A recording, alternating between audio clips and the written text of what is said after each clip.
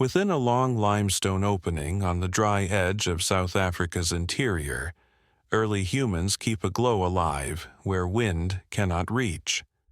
Far inside, Wonderwerk cave sediments hold a thin lens of ash and heat-altered bone that persists across geological time.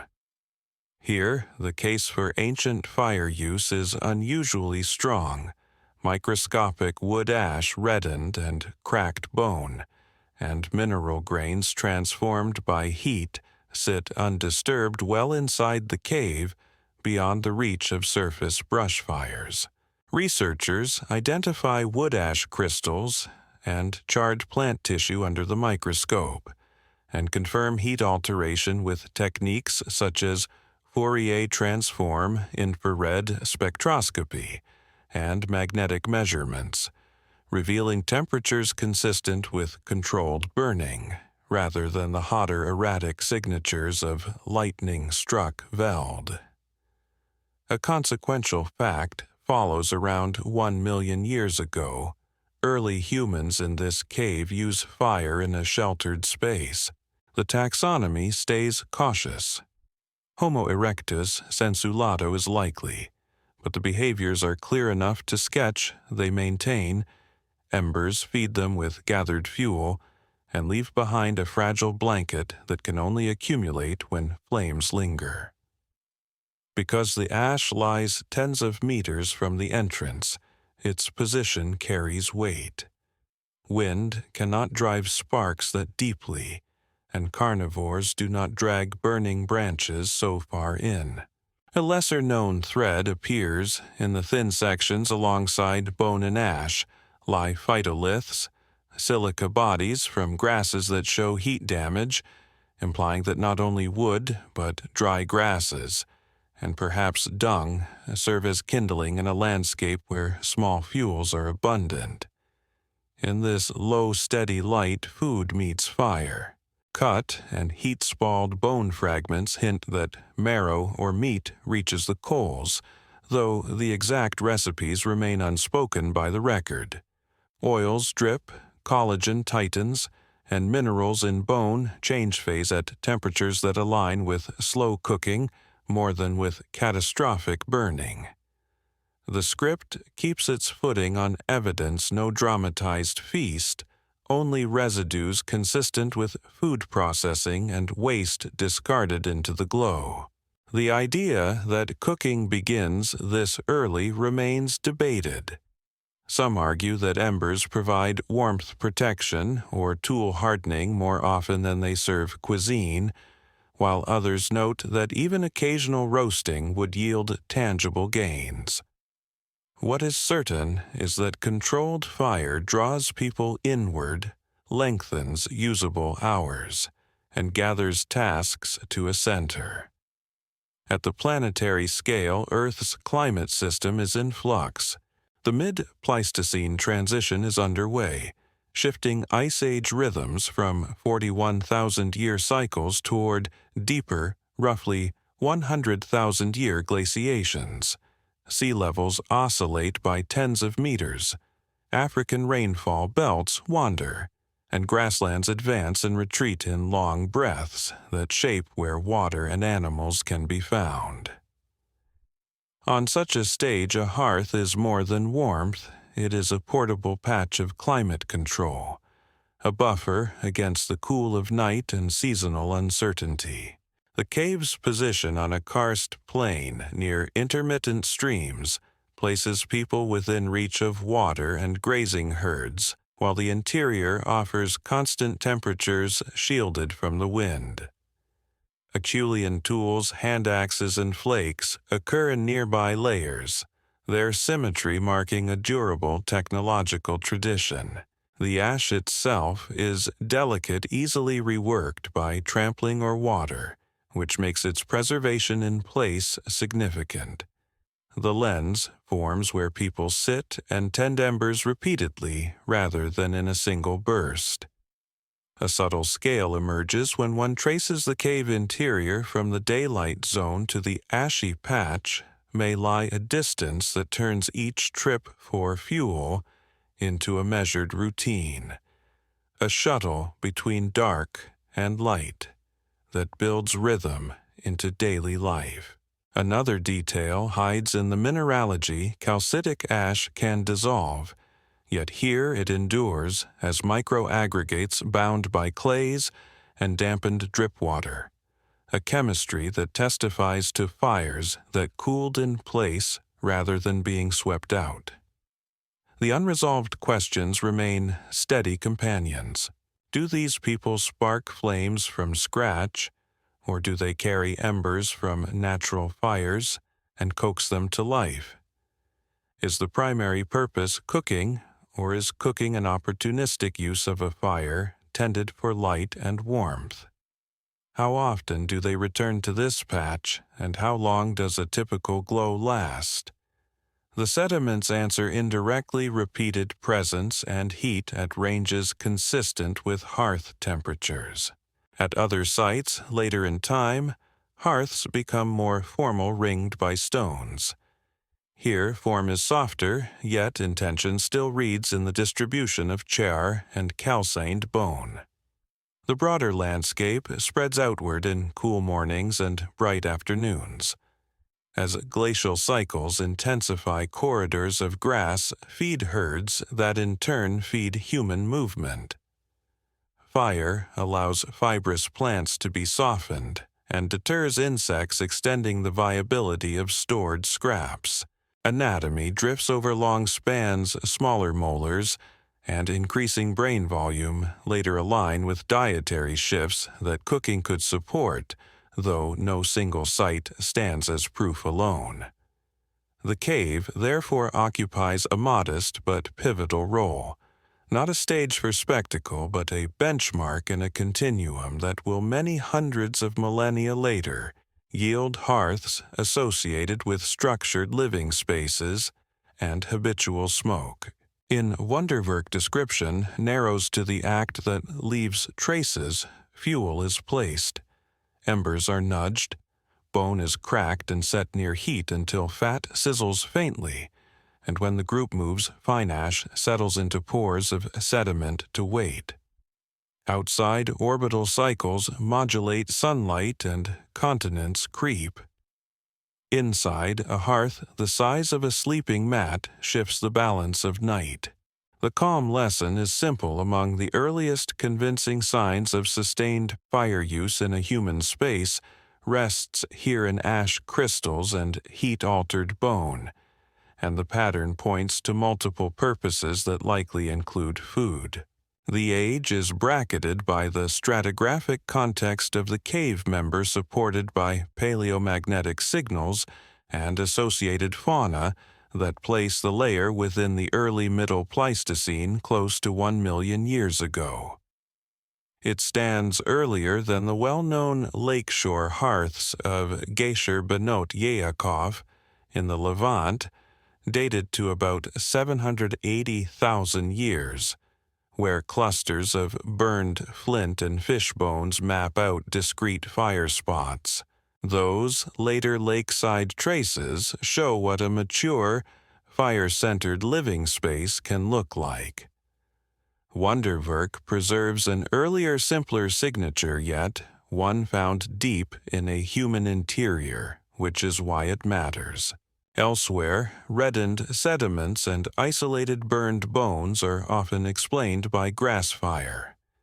Here, depth inside the cave mineral diagnostics of ash and repeated low-temperature heating support a restrained conclusion, deliberate use and tending of fire by people who return to the same sheltered place.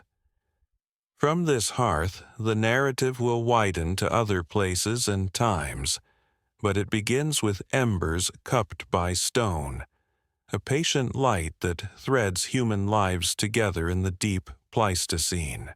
Far to the north of Wonderwerk Cave, another landscape holds signs of fire pressed into ancient sediments beside a long-vanished lake. At Gesher Benot Yaakov in the Jordan Valley, about 780,000 years ago, repeated occupations leave behind flaked stone nutshells, charred seeds, and burned fish bones. When excavators sift the layers, they find discrete patches of scorched flint and wood fragments separated by meters, as if several small hearths once glowed on the shores of the lake. Unlike the more ambiguous traces of single fires, these multiple clusters point to repeated patterned use of flame, each hearth, forming a circle of light where people gathered. The technological context is Acheulean, with bifaces and cleavers shaped from basalt cobbles of the valley floor. In such surroundings, fire expands possibilities nuts with hard shells when roasted release fats and become digestible.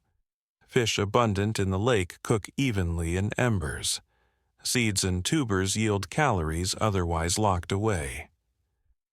A fact emerges clearly: the site preserves some of the earliest direct evidence of habitual cooking, not just warmth or chance burning. A more hidden detail rests in the micro-remains. Under the microscope, archaeobotanists identify charred fragments of 7 species of edible plants, including water lilies and wild almonds.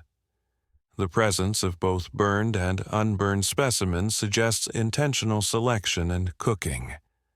Burned fish bones, dominated by 2 species of freshwater carp, carry heat-altered mineral structures, indicating exposure to temperatures between 200 and 500 degrees Celsius, ideal for roasting rather than incineration. This diversity of charred food remains in close association with lithic scatters, paints a picture not of random burning, but of culinary practice, modest yet meaningful. Still, mysteries endure. Did these people know how to strike sparks from stone? Or do they still rely on natural fires transporting embers carefully from lightning-struck trees? How did they manage the constant need for dry fuel in a lakeside environment where dampness is common? Were hearths maintained for hours, days, or seasons? Archaeological layers speak of repeated return, but the rhythms of occupation, daily or seasonal, remain uncertain.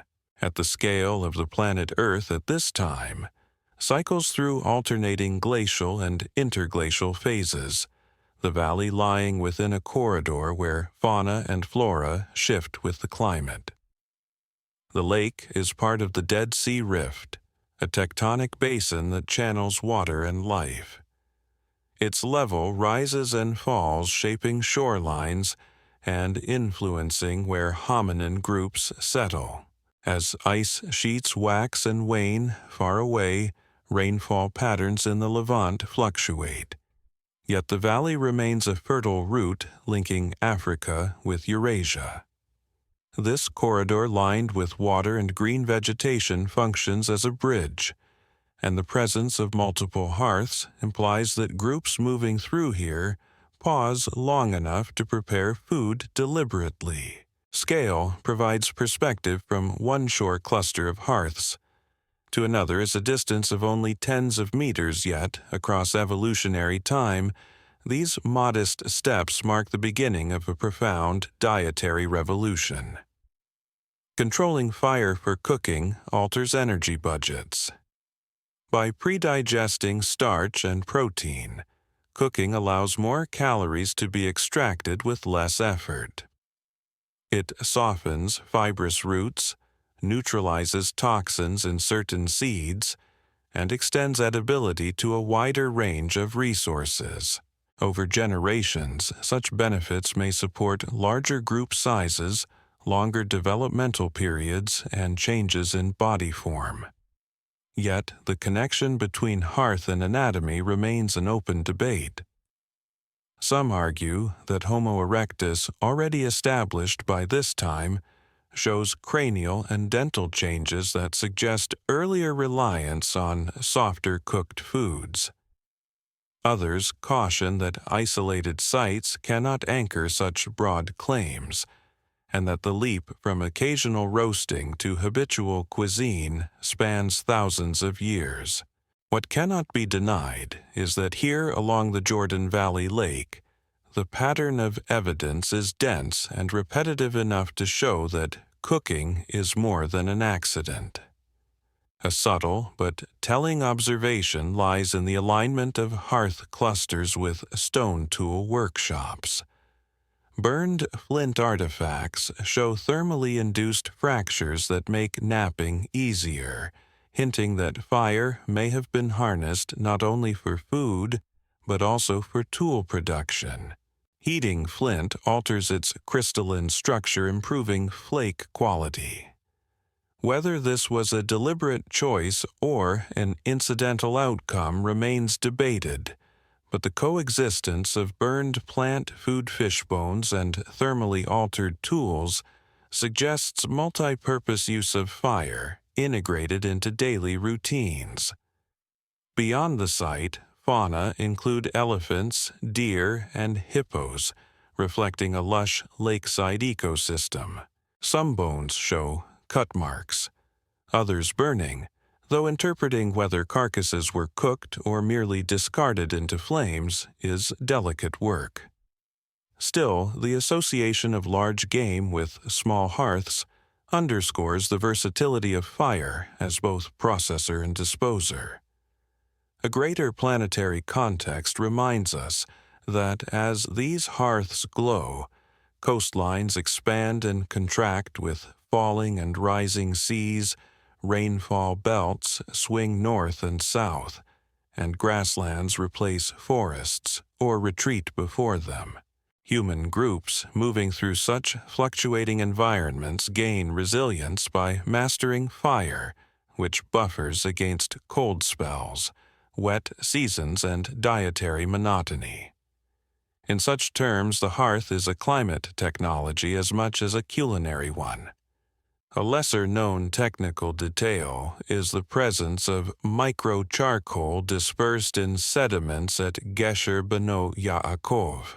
These microscopic fragments, invisible to the eye, accumulate consistently across layers, forming a backdrop of fire use rather than isolated incidents.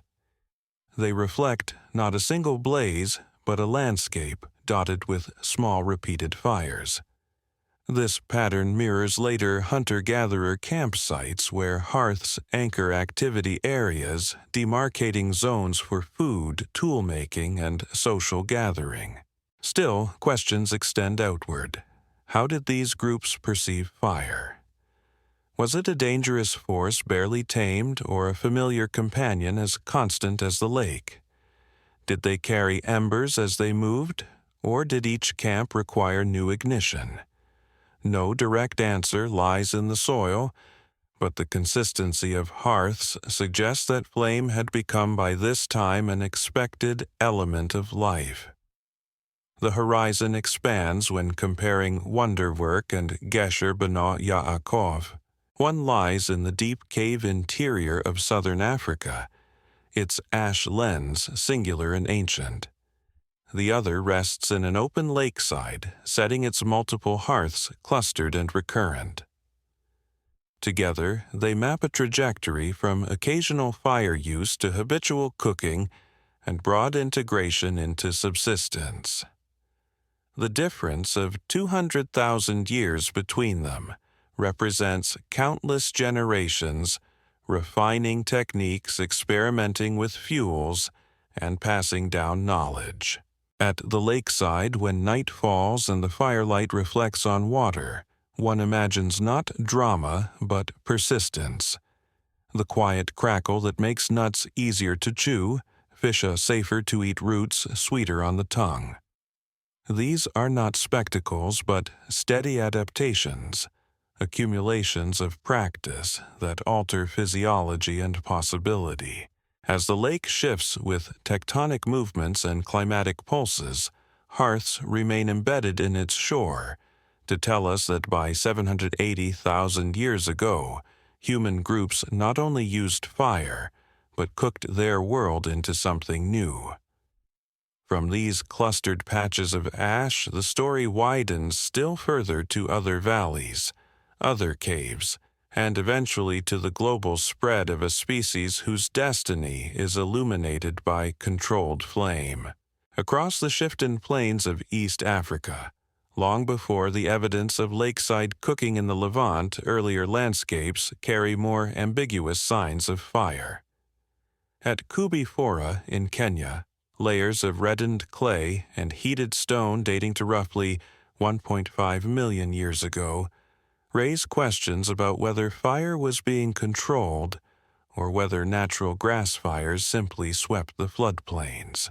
Similar signals appear at Chesawanja, where baked clay fragments suggest burning at temperatures exceeding 400 degrees Celsius. The finds sit near Acheulean tools, but without ash lenses or hearth structures.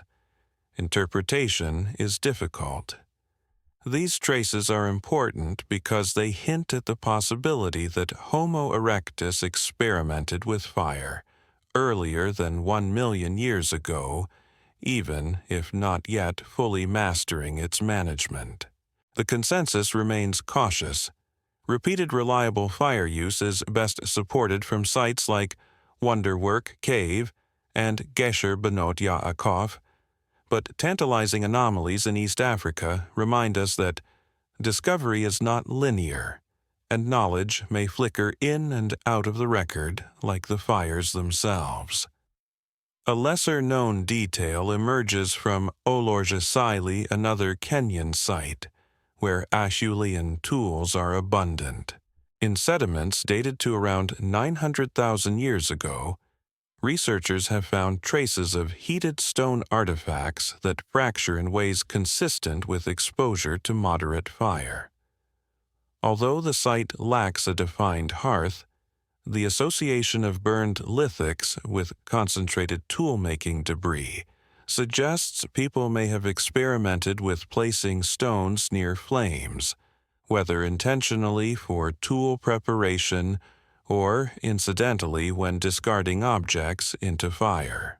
Such subtleties mark the edges of controlled fire, use the gray zone, where natural and human agency blur. Scientific mystery deepens. Here are these scattered patches, signs of people learning to tend flames, or are they merely coincidences of natural fires in tool-rich landscapes?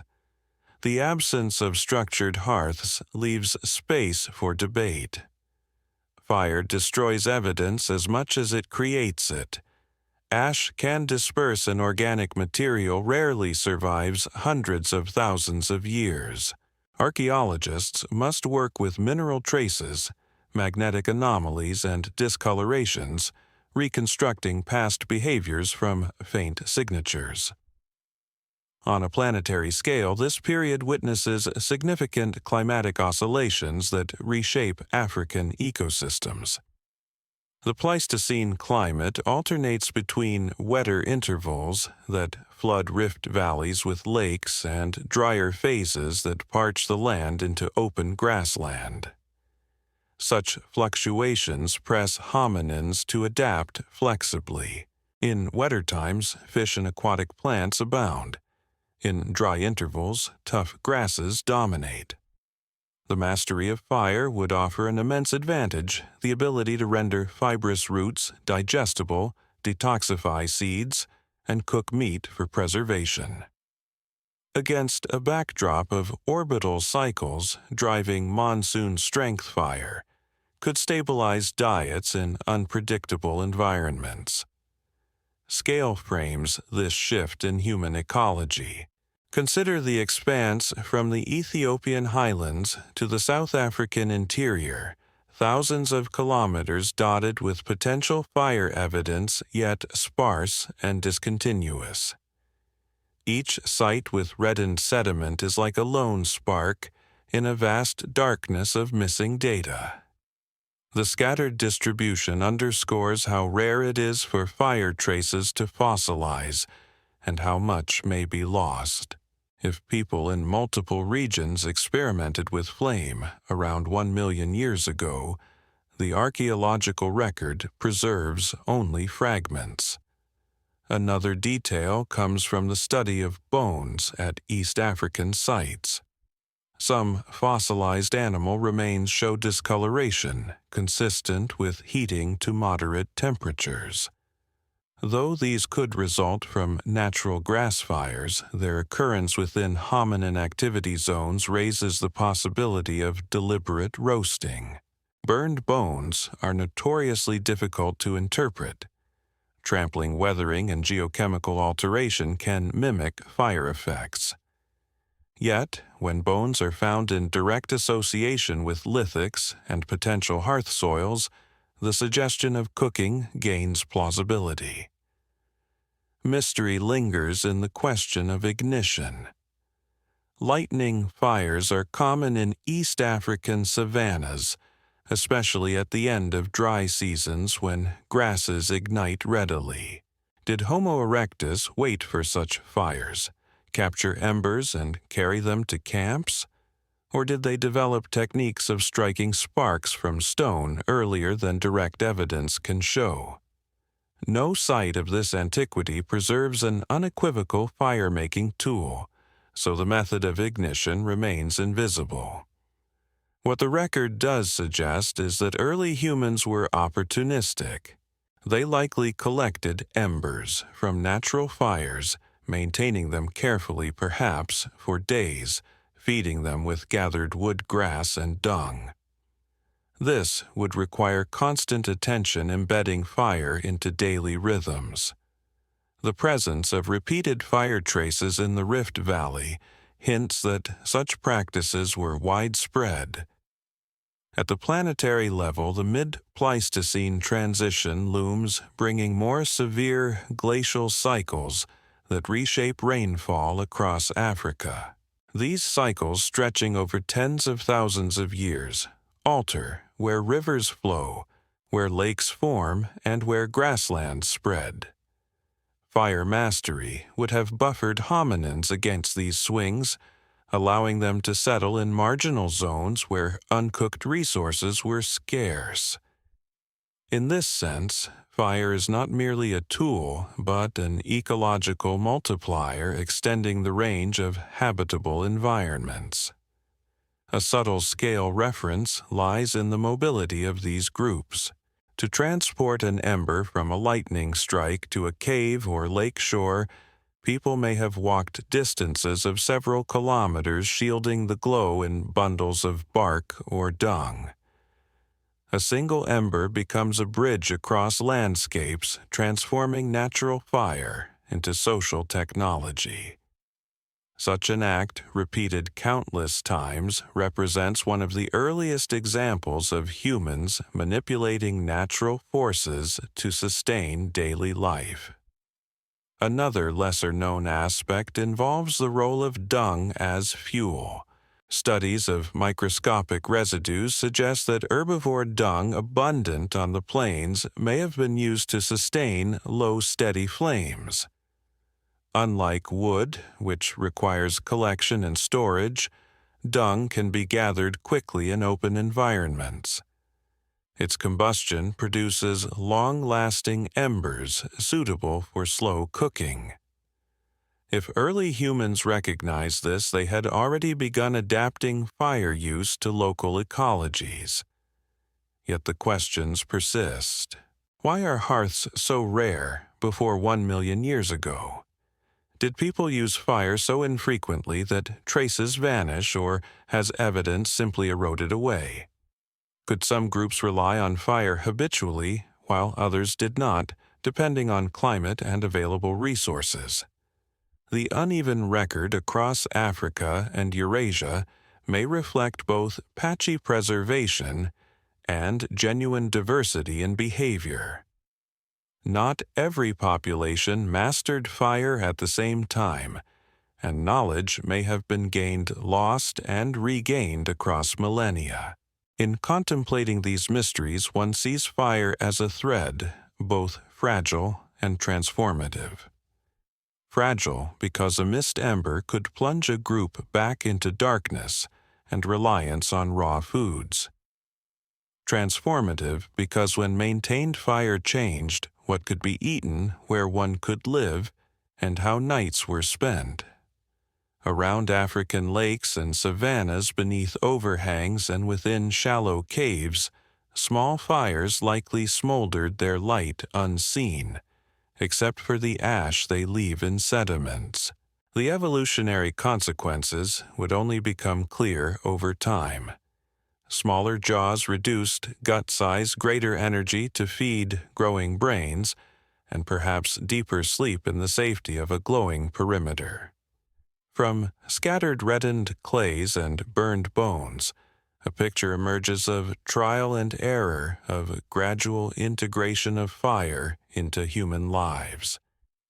Not yet universal, not yet routine, but present often enough to leave traces across thousands of kilometers and hundreds of millennia. This is the in-between stage when fire is both gift and challenge, natural and cultural, fleeting and enduring.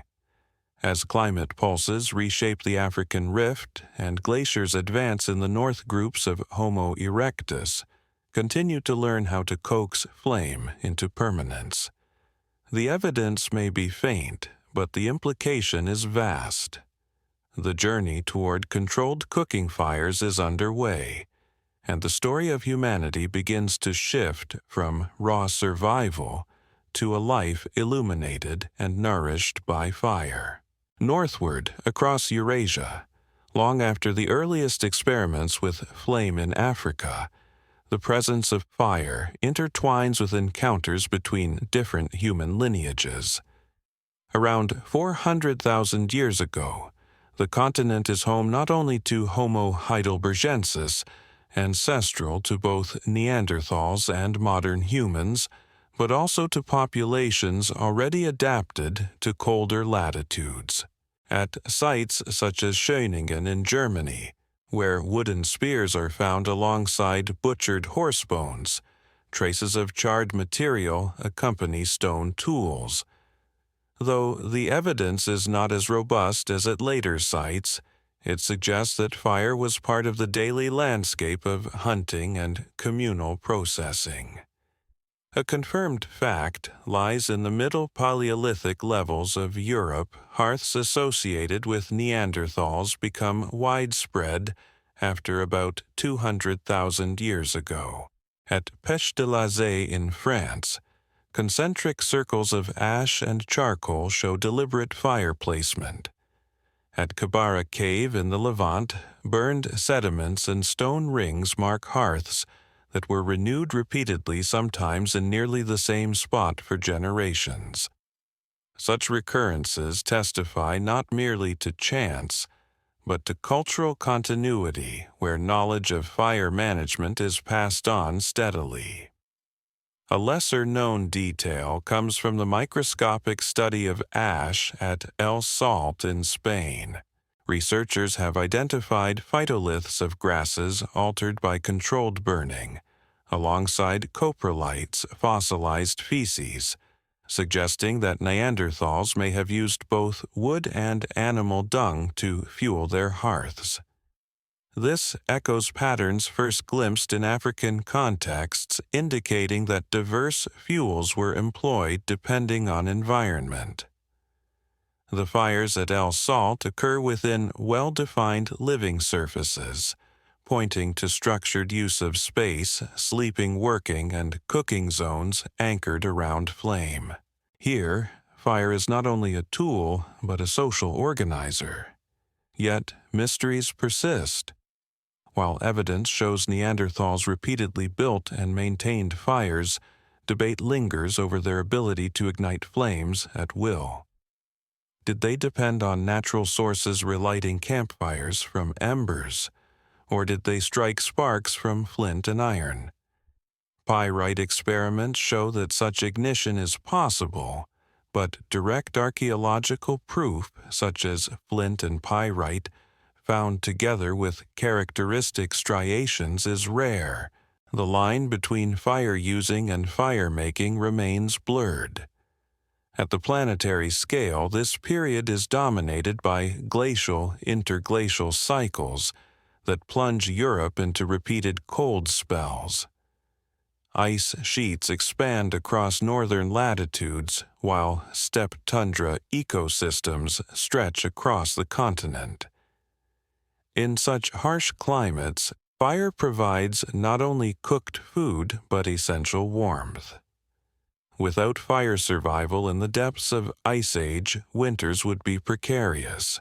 The ability to maintain a hearth transforms caves and shelters into viable refuges against cold. Scale underscores the spread from Iberia to the Caucasus sites, with hearths dot the map, forming a continent-wide pattern that signals habitual, almost universal reliance on flame. Another lesser-known observation is that certain lithic assemblages display traces of heat treatment. At Kesem Cave in Israel, blades and flakes appeared to have been deliberately heated to improve napping quality around 400,000 years ago. This suggests that fire's role extended beyond cooking and warmth to technology, foreshadowing later traditions where heat is used to alter raw materials for efficiency. The dual use of fire for both subsistence and tool-making marks an expansion in human ingenuity. Bones from Schöningen also tell a quiet story. Some fragments bear cut marks, followed by burning consistent with butchery and roasting. Others show only burning, perhaps waste discarded into fire. The charred remains of large mammals suggest that hunting success was accompanied by culinary processing. Such evidence aligns with genetic data showing that by this time, hominins had digestive adaptations to high-protein diets, yet cooking would have diversified what could be consumed, softening meat and increasing nutrient extraction. Mystery deepens when examining potential symbolic roles. At Bilsingsleben in Germany, concentrations of burned material sit near engraved bone fragments. While the connection is speculative, it raises questions about whether fire also framed social or ritual acts beyond the practical. Could gatherings around flames have been moments of shared identity reinforcing group cohesion? Archaeology cannot supply certainty, but the juxtaposition of fire and engraved artifacts invites the possibility. On the global stage, during these Middle Pleistocene centuries, human populations are expanding outward. Neanderthals established themselves across Europe and Western Asia. Denisovans appear in eastern regions, and early Homo sapiens continue evolving in Africa. Fire is a shared inheritance across these lineages, though the degree of mastery and use varies. The spread of hearths across continents suggests parallel solutions to the same challenges: cold nights, tough foods, and the need for light in caves. A subtle scale of continuity emerges when one compares sites at El Salt, at Kibara, at Pech de la Zee. Hearths are renewed in nearly the same location, sometimes superimposed layer upon layer. This repetition over thousands of years means that knowledge of where and how to build fires is transmitted across generations, forming cultural traditions as stable as the tools they carried. Another little-known detail is the study of residues in stalagmites within caves. In some sites, layers of calcite incorporate microscopic charcoal, forming time-stamped records of fire activity. These natural archives show that caves were used repeatedly for burning over tens of thousands of years, complementing direct hearth evidence. They reveal not only human presence but also persistence fire, becoming a defining feature of inhabited spaces. Still, the unresolved question of frequency remains. Were hearths burning daily or only during cold seasons? Did groups rely on fire year-round, or did they adapt flexibly depending on environment? Ethnographic comparisons to recent hunter-gatherers suggest continuous use, but such analogies must be handled cautiously. The archaeological record shows what was burned, not how often. At the planetary scale again, orbital variations govern ice advances and retreats. As glaciers expand, sea levels fall, exposing coastal plains that extend migration corridors. Fire follows these movements, enabling settlement in latitudes that would otherwise be uninhabitable. It is no exaggeration to say that fire reshapes the map of possible human presence. The role of cooking in this period should not be understated. At Kasem Cave, layers preserve burned deer bones with marrow cavities opened alongside burned plant remains. Such evidence indicates systematic roasting and marrow extraction practices that maximize calories. Cooking increases energy returns from fat and protein, supporting large brains and prolonged childhood development. Fire thus underpins physiological as well as cultural evolution. From the perspective of scale, compare distances from the Jordan Valley to central Germany stretches over 2,000 kilometers, yet across that expanse hearths recur in contexts separated by centuries and climates. This suggests convergent behavior with different groups independently integrating fire into their lives. The hearth becomes a unifying element of human existence across diverse landscapes. Another lesser-known angle involves smoke. Burning fuel inside caves produces particulate residues. At sites like Gorham's Cave in Gibraltar, analysis of blackened walls and soot layers indicates prolonged indoor burning. The presence of smoke raises further mysteries.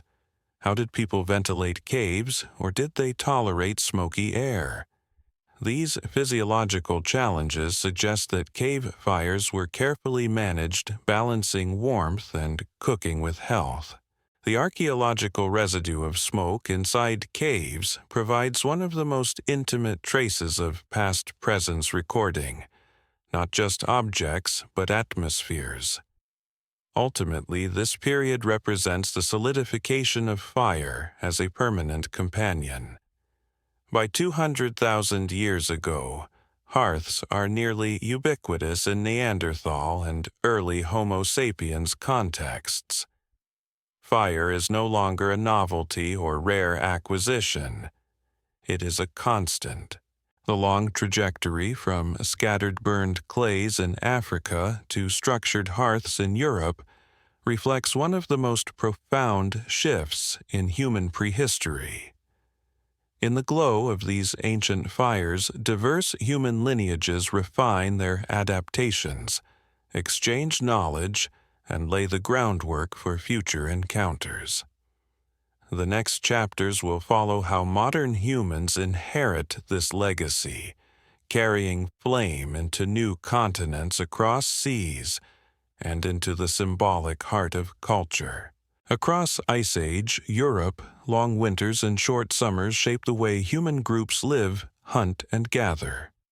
Fire becomes central to survival as climates grow harsher, landscapes open into steppe, and temperatures drop with each glacial advance. In caves like Grotte du Lazaret in southern France, layers of ash and charcoal sit alongside stone structures interpreted as windbreaks or hearth enclosures. The record here, dating to about 170,000 years ago, shows Neanderthal groups building fires within organized living spaces, partitioning activity zones around flames. Archaeologists have mapped burned areas at Lazaret that align with concentrations of tools and bones, suggesting deliberate arrangement of domestic areas. The fact is clear by this time: fire is more than occasional, it is woven into daily life. A lesser-known detail comes from Abric-Romanée in Spain, where hundreds of hearths spanning different occupation layers have been discovered. Some are circular patches of reddened sediment less than a meter wide. Others are elongated, suggesting variations in function. Microscopic analysis reveals charred wood fragments and burned bone with phytoliths from grasses, indicating that fires were used not only for cooking, but also for maintaining warmth, perhaps with bedding of reeds and grass partially burned. The density of hearths at Abric-Romanée provides an almost unique window into repeated use of fire over tens of thousands of years, each hearth a marker of a brief return to the same rock shelter. The unresolved mystery here is how often fires were lit and maintained in such cold environments. Some researchers argue that Neanderthals may have mastered fire production, perhaps striking sparks from pyrite and flint, while others suggest that they still relied heavily on natural sources. The recurrence of hearths in similar locations across layers implies continuity, but whether that continuity comes from constant ignition skills or careful ember maintenance remains uncertain. On the planetary scale, these centuries fall within marine isotope stages that see glaciers advance across northern Europe. Ice sheets reach into Britain and central Germany, lowering sea levels and exposing continental shelves.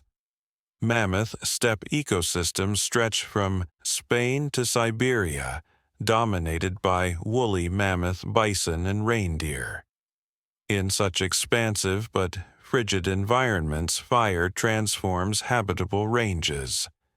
Without it, occupation of caves during glacial winters would not have been feasible. Fire thus acts as a climate equalizer, bringing warmth and stability to regions otherwise inhospitable. Scale emerges when one considers the reach of Neanderthal range. From Iberia to Western Asia, sites preserve hearths that anchor camps. Distances of thousands of kilometers separate them. Yet the practice is shared, showing that fire is not an isolated innovation, but a widespread tradition. Another little-known observation is that chemical analysis of sediments at Abric-Romanée reveals polycyclic aromatic hydrocarbons, byproducts of incomplete combustion, embedded in soil particles. These compounds persist across multiple layers, confirming repeated burning in enclosed spaces. Such residues complement visible ash, offering chemical signatures of ancient smoke. They testify not only to the presence of fire, but also to its persistence within human shelters. Bones from sites like Lazaret and Abric-Romanée tell further stories. Many display cut marks from butchery, followed by signs of burning, implying sequential processing animals, hunted or scavenged, dismembered marrow extracted, and meat roasted or cooked. Burned bird bones also appear, suggesting a broader dietary repertoire. Cooking enhances caloric return and reduces risk from pathogens, an advantage critical in Ice Age conditions where fresh resources could be scarce. Mystery lingers around the management of smoke in caves. Burning wood indoors without ventilation produces heavy particulates. Yet archaeological evidence shows that caves were occupied repeatedly with hearths in similar locations. Did groups tolerate smoke, shift positions frequently, or design shelters with draft channels? Experiments in reconstructed hearths suggest that smoke dispersal varies with placement near cave mouths or under overhangs. Such subtle choices, unrecorded in artifacts, may have shaped daily routines as much as tool use. At the planetary level, fire in glacial Europe intersects with megafaunal ecology. Hearths not only cook meat, but also deter predators. Lions, hyenas, and wolves roam the steppe tundra. A ring of embers offers security during long nights, anchoring humans in landscapes where carnivores otherwise dominate. In this sense, fire alters ecological balances, enabling Neanderthals to occupy niches shared with formidable competitors. A subtle scale reference lies in the seasonal migrations of game. Reindeer herds cross hundreds of kilometers annually, pursued by hunters who adapt their movements to prey. Fire follows these journeys set anew at campsites across valleys and plains. Each hearth is small, perhaps no wider than an arm's length, yet collectively they map migrations that span continental distances. Another detail worth noting is the preservation of hearth-related residues in travertine deposits at Abric-Romani. Water, percolating through limestone, captured and cemented charcoal fragments, locking them into stone. These natural encasements ensure survival of delicate evidence otherwise prone to erosion. They offer a reminder of how precarious the record is, and how fortunate we are to glimpse any trace of fire in such deep time. Still, the central mystery of fire-making ability shadows all interpretations. Ethnographic parallels suggest that once a group possesses fire-striking techniques, reliance on natural fires diminishes rapidly. Yet the absence of unequivocal ignition tools in Neanderthal contexts leaves room for debate. If Neanderthals produced fire independently, why are such tools not found? If they did not, how did they manage to keep hearths burning through long glacial winters? The archaeological silence keeps this question unresolved. On the global stage, meanwhile, early Homo sapiens in Africa also refined their use of fire. At sites like Border Cave, later in time burned bones, and plant remains show habitual cooking. The shared presence of fire across lineages suggests convergent solutions to universal needs. Neanderthals in Europe, Denisovans in Asia, and Homo sapiens in Africa all anchor their lives in fire, though the details of practice differ. Fire thus becomes one of the rare behaviors bridging distinct human species, a common thread through divergent evolutionary paths. Another subtle observation comes from residue analysis at Abric-Romani, where traces of heated pine wood dominate charcoal assemblages. Pine resin burns hot and fast, ideal for ignition, suggesting deliberate selection of fuel. This detail hints at ecological knowledge, the recognition that not all woods burn equally. Choosing fuels reflects understanding of combustion properties, another layer of cultural sophistication. Ultimately, Ice Age Europe demonstrates the entrenchment of fire into human lifeways.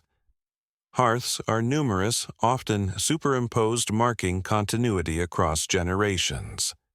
They define living spaces, structure diets, and provide protection against predators and climate. The repeated return to caves like Lazare and Abric-Romani shows not transient experiments but stable traditions of fire use embedded in social routines. Fire is no longer fragile or occasional.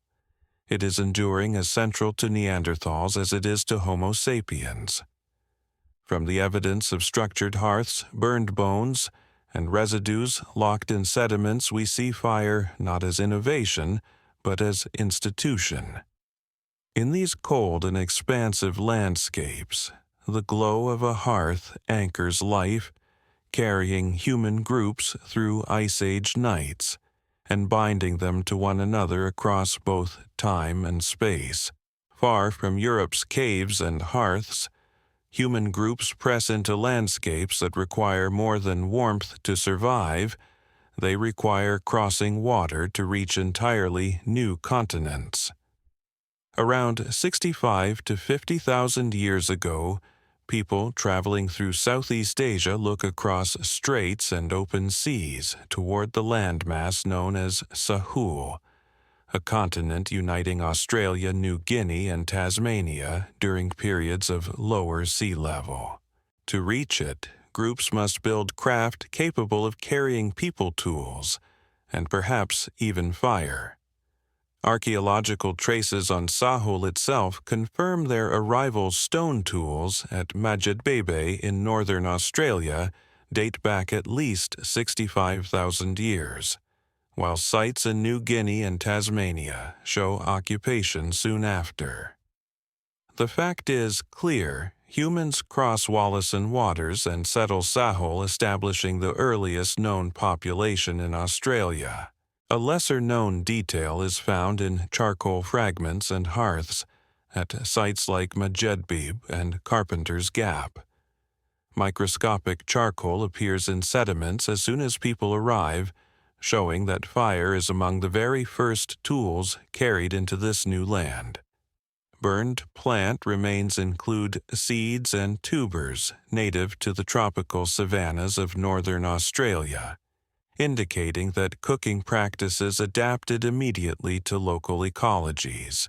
These early hearths are not isolated events but consistent signatures of burning that continue through thousands of years of layers. The mystery lies in how these crossings were achieved. The Wallasan Islands, such as Flores and Timor, are separated by deep channels that never became land bridges even at the lowest sea levels. At least 70 kilometers of open sea had to be crossed. Did people construct rafts of bamboo or dugout canoes? Did they carry fire with them across water, or did they rely on reigniting it upon landfall?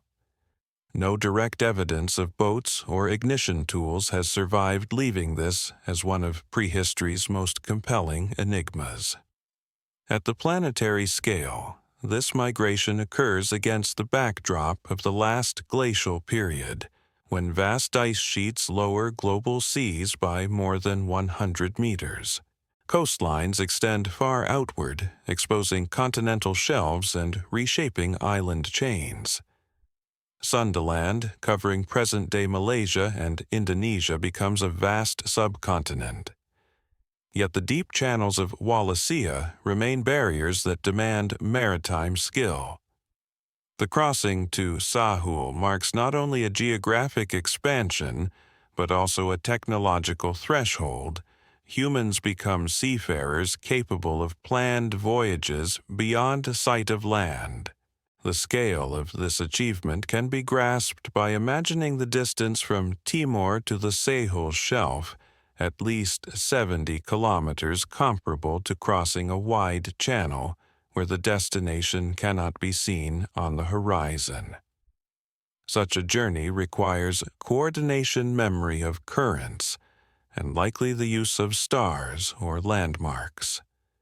Carrying fire would have been part of this challenge. Ethnographic parallels suggest that embers can be maintained in bundles of damp vegetation or animal dung, kept smoldering for hours. If early voyagers managed to preserve fire across sea crossings, they ensured continuity of warmth and cooking in their new homes. Another subtle detail is the pattern of landscape burning in Sahul. Charcoal layers across northern Australia increase sharply after human arrival, suggesting that fire was used not only for cooking and warmth, but also for reshaping ecosystems. Controlled burns opened grasslands, encouraged new plant growth, and drove game. This practice, sometimes referred to as fire stick farming, altered the environment on continental scales, linking human settlement to ecological transformation. Still, the mystery of initial landfall lingers. Which route was taken? Some propose the northern route from Sulawesi through the Moluccas into New Guinea, others the southern route from Timor into northern Australia. Both required deliberate crossings. Genetic evidence hints at rapid population growth once Sahul was reached, suggesting that multiple voyages may have occurred, not just a single crossing. Fire at landing sites would have been crucial to establish camps, quickly offering protection from unfamiliar predators and insects in tropical forests. At the planetary level, Sahul's ecosystems are unique. Giant marsupials, massive, flightless birds, and oversized reptiles dominate the landscape. Humans enter this world with fire, and the presence of widespread charcoal coinciding with megafaunal decline raises debates about whether anthropogenic burning contributed to extinctions. The scale of environmental change linked to fire here is continental entire biomes altered by repeated burns.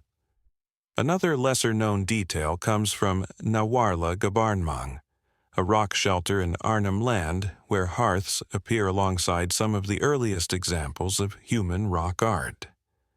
While the art dates somewhat later, the association of pigment and fire suggests that hearths not only cooked food, but illuminated walls, enabling symbolic expression in firelight. In this sense, fire becomes both a practical and a cultural catalyst, allowing humans to mark their presence in new worlds. Still unresolved questions persist. How rapidly did fire practices adapt to Sahul's diverse climates, from tropical monsoon forests to arid deserts?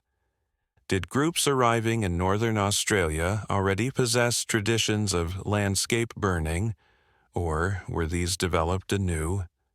Archaeologists debate the scale of human impact, but the charcoal record shows that burning was deliberate and persistent. The planetary scale emphasizes again the role of sea level change. As glaciers expand, Tasmania remains connected to the Australian mainland, and humans spread across it.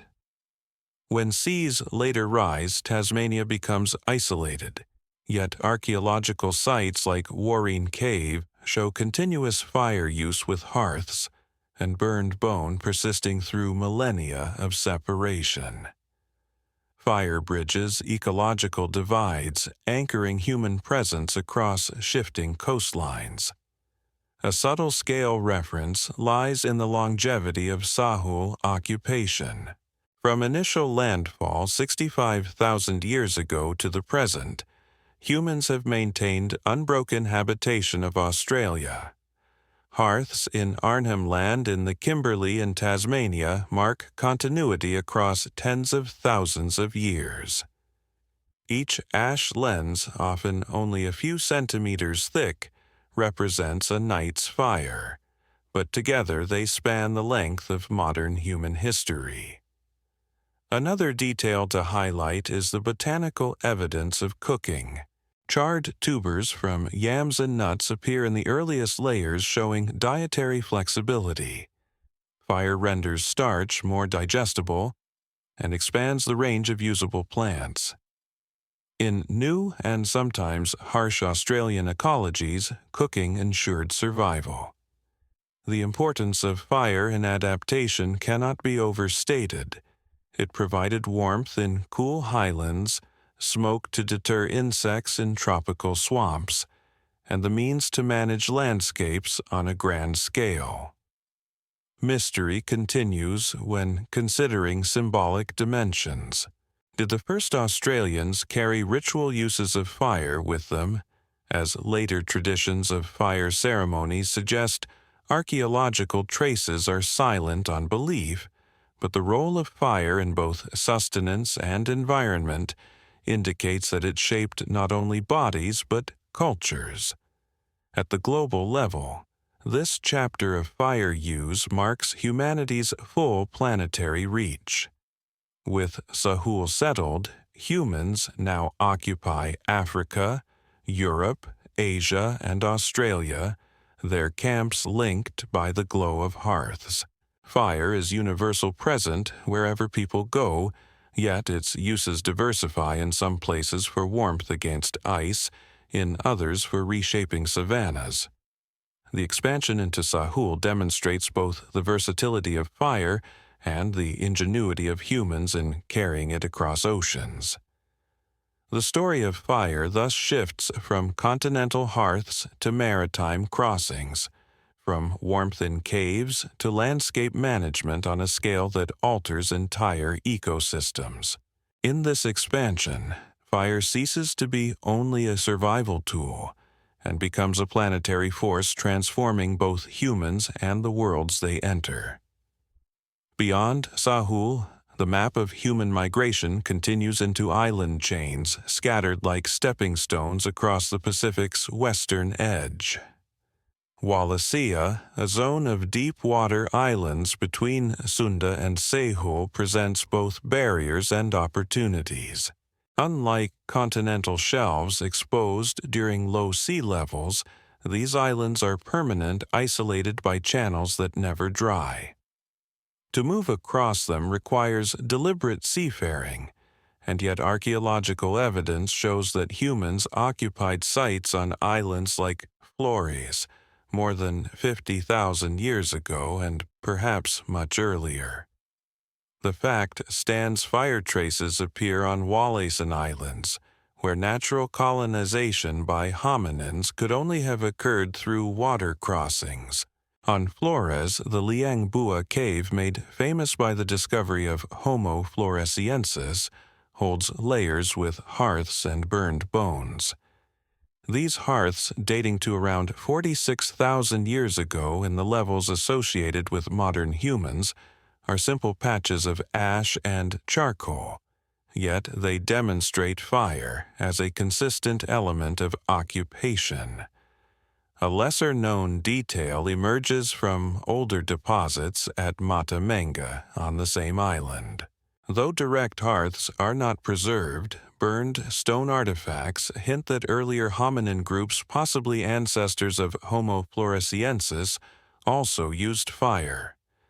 If so, fire was not an innovation brought by modern humans alone, but part of a deeper history of adaptation on isolated islands. The unresolved mystery lies in how these islands were first reached and whether voyagers carried fire across the sea. Did they set out with embers glowing in bark containers, or did they trust in their ability to make fire anew upon arrival? Archaeology preserves no rafts, no torches, only the residues of burning once camps were established. The means of ignition remains hidden, yet the presence of fire so soon after landfall suggests deliberate planning and cultural knowledge robust enough to survive hazardous voyages. On a planetary scale, the timing of these crossings coincides with the last glacial maximum and its approach. As ice sheets grow, sea levels drop by over 100 meters, revealing coastlines far from today's shores. Yet, Wallacea's straits remain the Lombok and Ombai channels still deep and wide. These crossings signify a global threshold. Humans are no longer bound to continents. Fire travels with them, glowing at night on beaches of islands never before touched by human presence. The scale of such journeys is immense when compared to daily movements. A trek from one campsite to the next may cover 10 or 20 kilometers. A sea crossing to Flores spans at least 20 to 30 kilometers of open water beyond sight of land. To succeed, groups must coordinate, plan fuel and provisions, and perhaps maintain embers for the voyage. Each crossing marks an expansion of human reach, and each hearth lit on arrival testifies to that success. Another subtle detail arises in the charcoal record of Wallacea. At Liangbua, species identification of charcoal shows deliberate selection of hardwoods with dense structure woods that burn longer and hotter than softer species. This choice indicates ecological knowledge, the recognition of which trees provide the best fuel in a new environment.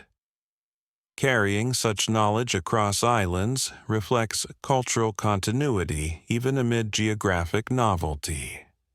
Yet the mysteries of island fire use remain many.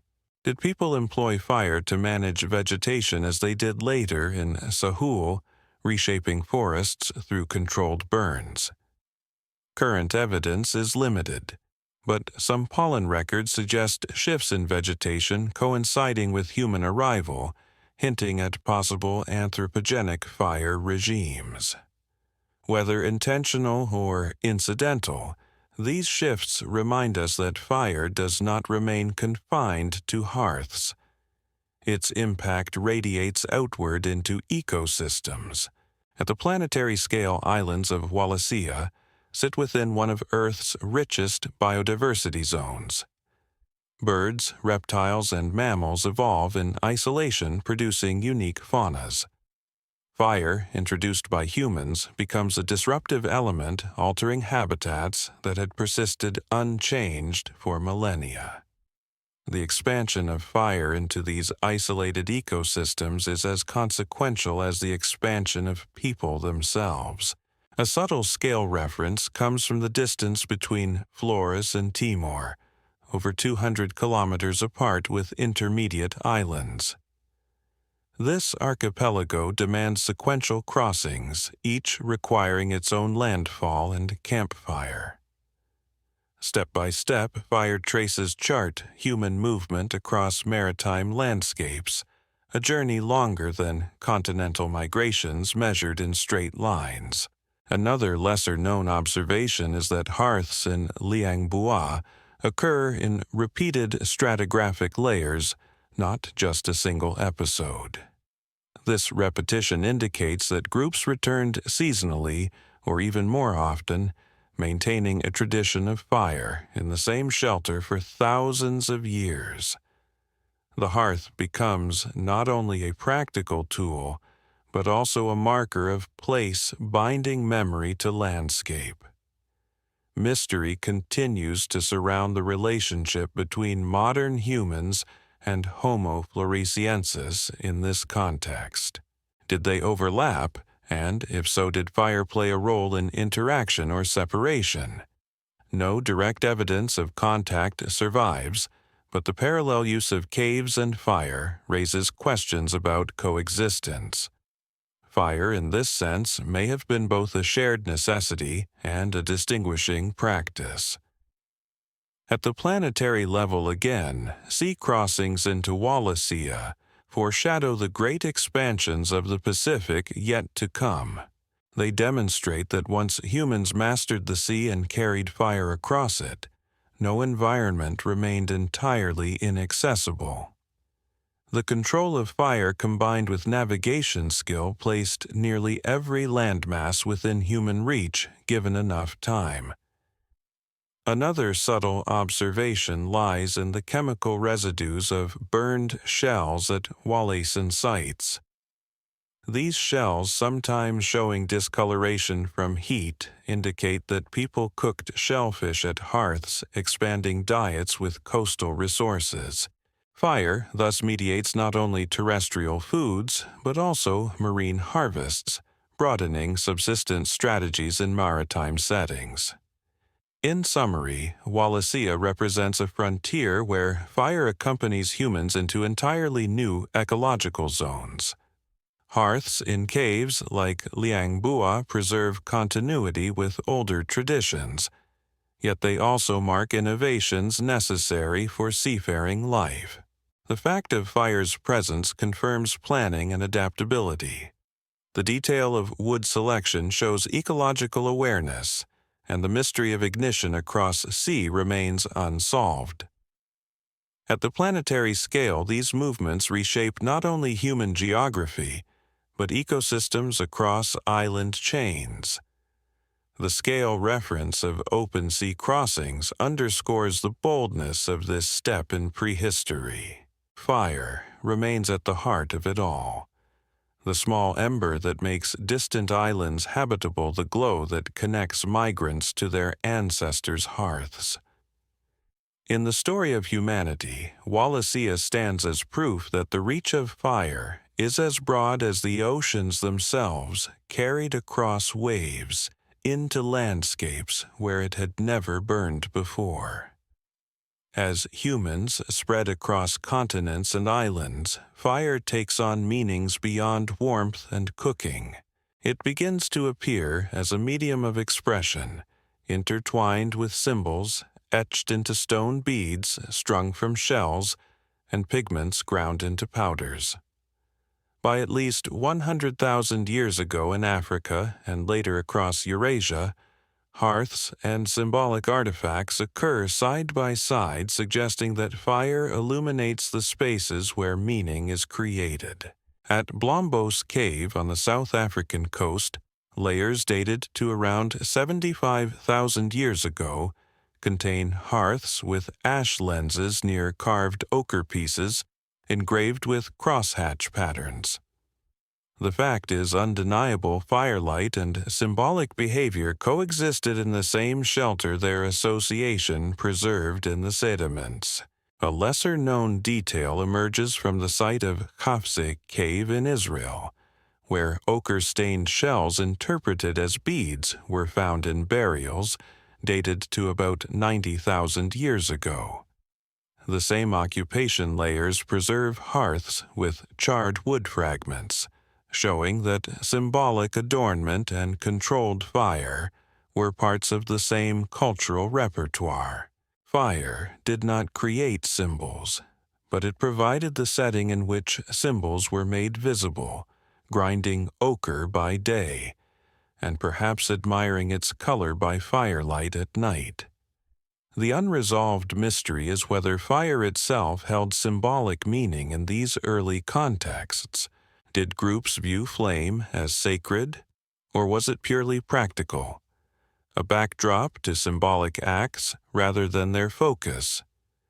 Archaeology cannot resolve intentions, but the recurrence of pigments and beads near hearths suggests that fire structured the contexts in which symbolic materials were produced and displayed. On the planetary scale, these developments occur during shifting climatic regimes of the late Pleistocene.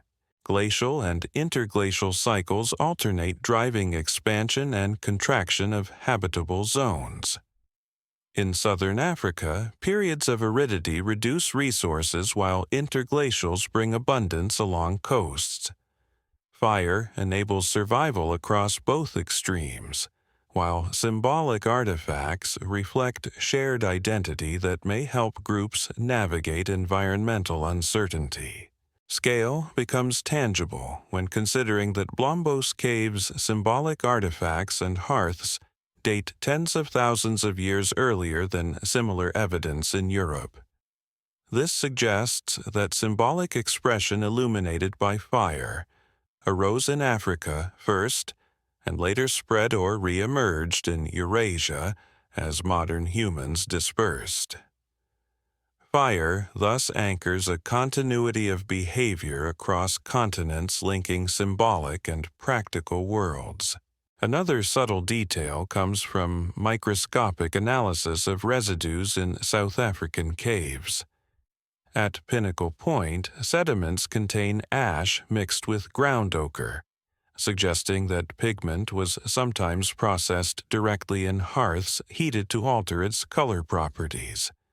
This indicates an awareness not only of fire's warmth but of its chemical capacity to transform minerals. Such knowledge reflects experimentation and a sophisticated understanding of natural processes. Still, mysteries linger. Were these practices widespread among all populations, or restricted to certain groups with specific traditions? Did fire serve as a communal center for storytelling and ritual, or was its role limited to practical illumination? The absence of written records keeps such questions unanswered, but the repeated juxtaposition of hearths and symbolic materials across sites hints that fire was woven into the fabric of meaning. At the planetary scale, the growth of symbolic culture parallels expansions of Homo sapiens out of Africa around 70,000 years ago. Fire accompanies these journeys, illuminating gatherings where knowledge and traditions are shared. The association of fire with symbols strengthens social bonds, reinforcing group identity across expanding ranges. A subtle scale reference lies in the portability of fire. Just as beads and ochre can be carried across distances, so can embers, both serving as vessels of continuity. One preserves the glow of flame, the other the glow of color. Together they mark a cultural bridge across landscapes stretching from Africa into Eurasia. Another lesser-known observation is found at Grotte du Rhin in France, where ornaments and decorated bone tools appear in association with hearths dated to around 45,000 years ago. The site reflects contact between Neanderthals and modern humans, raising the question of whether symbolic behaviors were shared or borrowed. Fire in this context is again central, anchoring occupations where traditions converged. The unresolved mystery of cultural transmission between species remains debated, but hearths are the constant element tying these encounters together. On the planetary scale, again, as ice sheets reach their maximum extent, symbolic practices anchored by fire may have provided resilience. Shared symbols extend group cohesion, while fire ensures survival in harsh climates. The combination allows populations to persist and spread, shaping the trajectory of human prehistory. Another detail lies in the discovery of burned shell beads at sites along the Levantine coast. Heat altered their color, perhaps deliberately to achieve variation. If intentional, this use of fire for aesthetic effect reflects a level of cultural sophistication beyond subsistence. Fire is not only a tool of necessity, but a means of altering the sensory world, creating new colors and textures. This expands the domain of fire into art. Still, fire's symbolic dimensions remain elusive. Was it revered, feared, or taken for granted?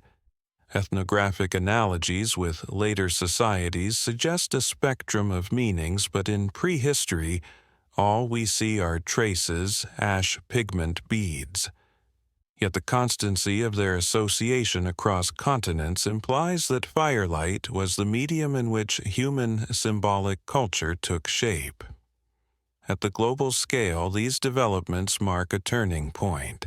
Humanity is no longer defined solely by survival strategies but by meaning-making, and fire is present at the heart of this transformation. Each hearth becomes not only a kitchen or a heater, but also a gallery illuminating beads, ochre, and engravings. The scale of symbolic networks grows, carried across migrations that span thousands of kilometers. Fire thus bridges not only space, but mind-linking the practical with the abstract. Another subtle observation is that soot from cave hearths darkened ceilings, altering surfaces that would later host paintings. At Chauvet and Lascaux, though later in time, the presence of soot layers beneath painting shows that fire prepared walls even before art was applied. The continuity of fire as both illuminator and medium reinforces its central role in cultural evolution. Ultimately, Section 9 demonstrates how fire intersects with the emergence of symbolic thought. The fact of co-occurrence is supported by archaeological sites across Africa and Eurasia. The detail of pigment processing and bead heating shows technical knowledge. The mystery of symbolic meaning remains unsolved. The planetary context situates these practices within glacial cycles and migrations, and the scale reference highlights the continuity of fire across continents and generations. From this point forward, the hearth becomes more than a tool of survival. It becomes the stage upon which culture, identity, and meaning are illuminated. The quiet glow of fire does more than warm bodies or cook food. It provides the backdrop for sound, the rhythms of breath and voice carried into the night. Many researchers see language as one of the defining thresholds of humanity, though its exact origins cannot be dated with certainty. What can be said is that fire created conditions that favored extended social interaction, enabling communication beyond the practical. Hearths lengthened the day, providing hours of light after sunset, when voices could share knowledge, stories, and plans. Archaeological traces cannot preserve spoken words, but patterns of social complexity. Symbolic expression and cumulative traditions suggest that structured language was firmly in place by at least 100,000 years ago, and likely much earlier. The fact that hearths extend usable time supports the view that fire was instrumental in nurturing linguistic exchange. A lesser-known detail comes from studies of ear bones in fossil hominins such as Homo heidelbergensis and Neanderthals. Anatomical reconstructions suggest sensitivity to frequencies corresponding to modern human speech, indicating that the capacity for perceiving language existed well before Homo sapiens emerged.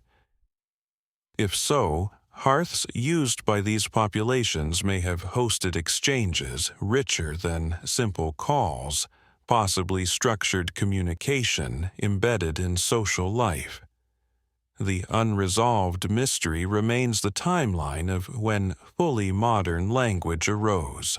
Was it gradual evolving from gestural and vocal communication over hundreds of thousands of years, or did it emerge more rapidly with a genetic or cultural shift? Fire does not answer this directly, but by shaping the rhythm of daily life it provided fertile ground for language to flourish. On the planetary scale, the late Pleistocene world oscillates between glacial and interglacial intervals, pushing populations into refugia and then expanding their ranges again. These cycles place pressure on communication networks. Groups dispersing across vast territories must transmit survival knowledge routes to water methods of hunting, processing of plants, and care of fire. Language reinforced by gatherings around flames becomes a tool for maintaining cohesion amid mobility. The scale of its impact is profound.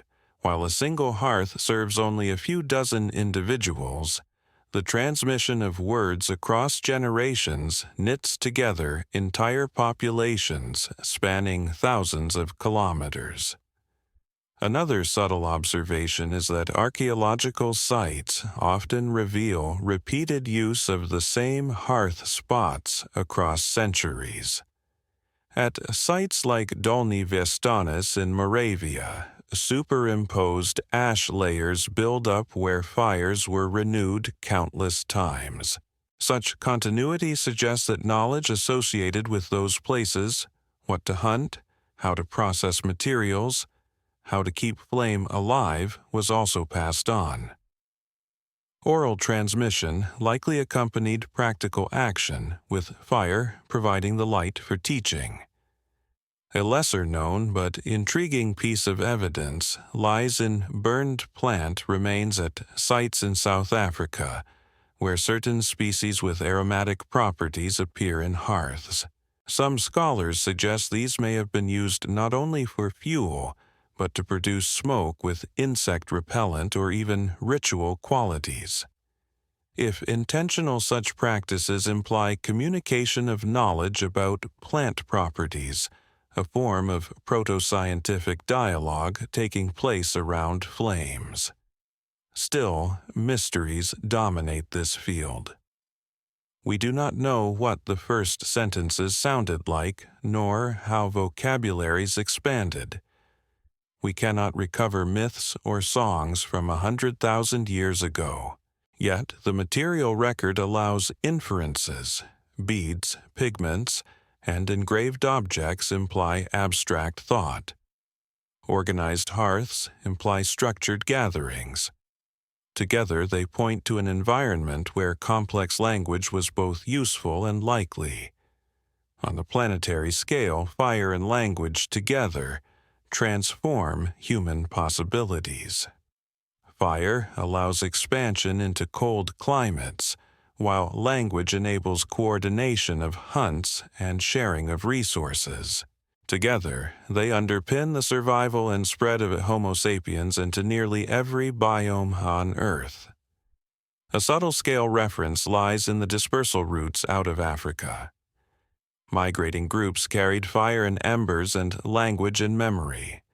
The ember glows only for hours or days. Words endure across lifetimes. Both must be tended, one with fuel, the other with attention. Their parallel fragility and persistence mark them as twin technologies of survival. Another detail that enriches this picture comes from the study of hearth acoustics.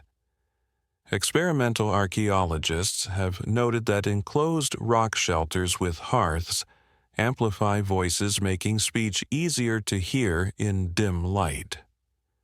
This physical property may have contributed to the social centrality of caves and shelters as gathering places. Fire created both illumination and acoustic space, reinforcing communication as a communal act. Still, one must be cautious. Not every hearth hosted elaborate speech. Not every gathering produced myths. Some fires were simply practical. Yet the cumulative evidence shows that where fire became routine, opportunities for complex communication multiplied. Hearths structured evenings, freeing people from reliance on daylight and creating predictable settings for interaction. In evolutionary terms, such predictability is crucial. It allows traditions to stabilize, stories to be repeated, and innovations to be remembered. On the planetary scale, once again, language transforms the relationship between humans and environment. Knowledge about which woods burn best, how to control smoke, and where to find flint for tools can be encoded in words and passed on. Unlike instinct, language allows flexibility, transmitting ideas far removed from immediate experience. Firelight provides the space for such transmissions, linking generations in a chain of spoken memory. A subtle but telling example comes from engraved bones at sites like Vogelherd and Hohlefels in Germany, dating to later in the Upper Paleolithic. These objects, created near hearths, may have served as memory aids or symbolic tokens. The fact that they were produced in firelit settings implies that language and symbol reinforced each other in communal spaces structured by flame. Another lesser-known insight comes from genetic studies suggesting that the FOXP2 gene, associated with speech and language, was shared by Neanderthals and modern humans. If so, the potential for complex language predates Homo sapiens. Hearths shared by both lineages may therefore have hosted conversations of kinds we can scarcely imagine, though their content remains forever unknown. Mystery persists in the connection between fire language and imagination. Did early humans tell stories about the flames themselves, or about the animals they hunted, or about ancestors remembered? Such questions cannot be answered, but the combination of firelight and symbolic artifacts strongly suggests that narrative traditions were born in these contexts. The glow of embers may have been the first stage upon which oral culture unfolded. Ultimately, Section 10 emphasizes that while fire alone could not create language, it provided the setting in which language could grow. The fact of anatomical capacity, the detail of repeated hearth, use the mystery of origins, the planetary context of migrations, and the scale of intergenerational transmission all converge. Fire lengthens the day and stabilizes the night, giving space for voices to rise. Words spoken around flames leave no trace, yet their echoes shape the archaeological record indirectly visible in symbols, beads, and structured living spaces. In this way, the fires of language illuminate not only campsites of the past, but the entire trajectory of human culture. Across the mammoth steppes of Eurasia, where endless grasslands stretch from Central Europe to eastern Siberia, fire remains both tool and companion. The Ice Age world here is dominated by cold, dry winds, herds of grazing megafauna, and cycles of glaciation that alter the land on scales of thousands of years. Humans enter these environments fully reliant on fire not only to cook and warm, but to make life possible in a biome where winters plunge far below freezing. Archaeological evidence from Upper Paleolithic sites shows that hearths are central to these steppe settlements. At Dolny Viestonais in Moravia, hearths dot the live-in areas of large open-air camps associated with mammoth bones and elaborate carvings. The fact is clear: fire is no longer simply a survival technology, but part of complex social and economic systems on the mammoth steppe. A lesser-known detail lies in the use of fired clay at Dolny Viestonais. Fragments of clay figurines, many depicting animals and occasionally humans, were shaped and then hardened by exposure to fire some 26,000 years ago. These are among the earliest known ceramic objects in the world. Their presence within hearth contexts shows that fire was being used not only to sustain life, but to create durable, symbolic artifacts. The unresolved mystery concerns purpose. Were these figurines part of rituals, teaching tools, or simple experiments with clay and fire? No definitive answer exists, but their association with hearths demonstrates fire's expanding role as a creative force. On the planetary scale, the mammoth steppe represents one of the largest continuous biomes ever to exist, stretching across thousands of kilometers. Its extent is tied to glacial cycles that lock up water in ice sheets, lowering sea levels and reducing precipitation. In this dry, cold expanse, fire provides localized pockets of warmth and community. Without it, the open steppe would remain largely inaccessible. The scale of human adaptation here is vast, from the plains of Ukraine to the valleys of Siberia. Hearths anchor campsites across an environment larger than any modern ecosystem. Another subtle observation is found at Mezhyrich in Ukraine, where mammoth bones form the walls of circular dwellings. Inside these bone houses, hearths occupy central positions, their ash layers interleaved with burned bone fragments and charcoal. The central hearth organizes space within the dwelling, a clear example of how fire not only sustains life, but structures architecture. These sites illustrate a deliberate design: walls of bone for insulation, fire in the center for heat and light. A lesser-known detail is that some hearths in Mezhyrich contain remains of burned mammoth ivory, perhaps used as fuel, or accidentally discarded into flames. Ivory burns poorly, yet when heated, it emits a distinctive odor and glow. Whether this was intentional or incidental, it shows that humans experimented with diverse materials for fuel in an environment where wood was scarce.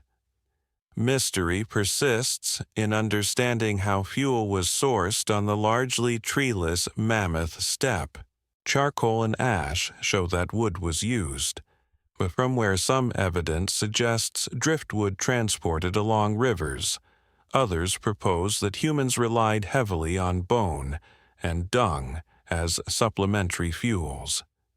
Burned bone fragments are abundant in some hearths, and experiments show that bone can provide long-lasting heat once ignited. Such adaptations highlight ingenuity in managing fire with limited resources.